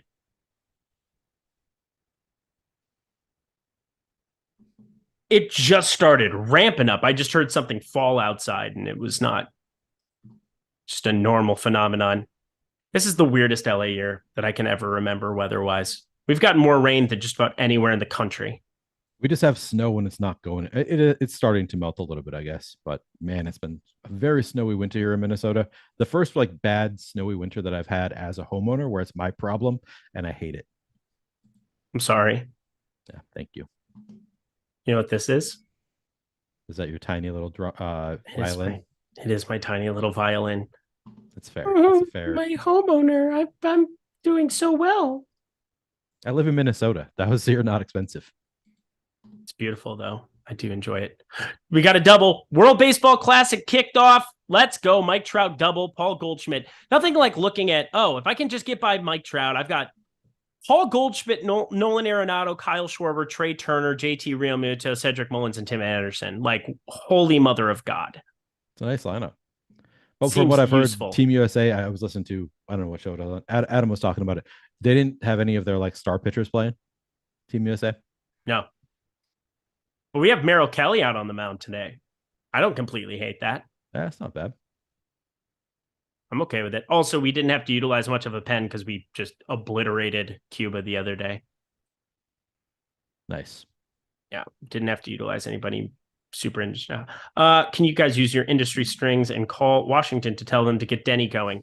He hasn't even entered the game yet. Can you chill out? Also, no, because I don't think I played much Denny. Yeah, I have 2 Denny lineups, so I think I'm okay with the fade here. Speaking of baseball, Nolan DM'd me this morning and asked me hey, you all ready for the baseball season? And I was thinking it was at least a few weeks away. It's starting next week. That totally caught me off guard. I'm okay, I'm going to start prepping for the baseball season. Buddy, this weekend I was at spring training in Arizona. It was the entire car ride was me and my buddy talking through who the hell plays where. That's all we did. We drafted teams and we just were wait, Matt Carpenter's on the Padres? We were just yeah. We started doing mock drafts because we got both of our big drafts starting up on this weekend. So we started putting our prep in last week. I'm ready to rock now. I'm pretty excited. I've got some players that I've got my eye on. I've already got some stances. I've got the teams to be looking at. I mean, Philadelphia just looks ridiculous this year. San Diego looks ridiculous. First time in about a decade, the Dodgers have not been favored in the NL West. Going to be a wild situation there. You got guys like Mitch Haniger who played for San Francisco now. Bunch of randomness, but we're going to have a lot of content coming up for that. Not just DFS, betting content as well. MLB Lindy's leans, likes, and locks will be in effect. That'll be great over on the Odd Shopper channel. Come kick it over there. Jeremy Grant ruled out for Wednesday. That doesn't matter today. But Neil, we're going to get ourselves out of here. Don't forget to sign up at Underdog Fantasy. Anything else you want to tell the people before we get out of here? Play Gorgie Gen. No, I only half mean that. Good luck to you all tonight. Let's make some money. I like that. Let's make money, honey. I'm on a bus.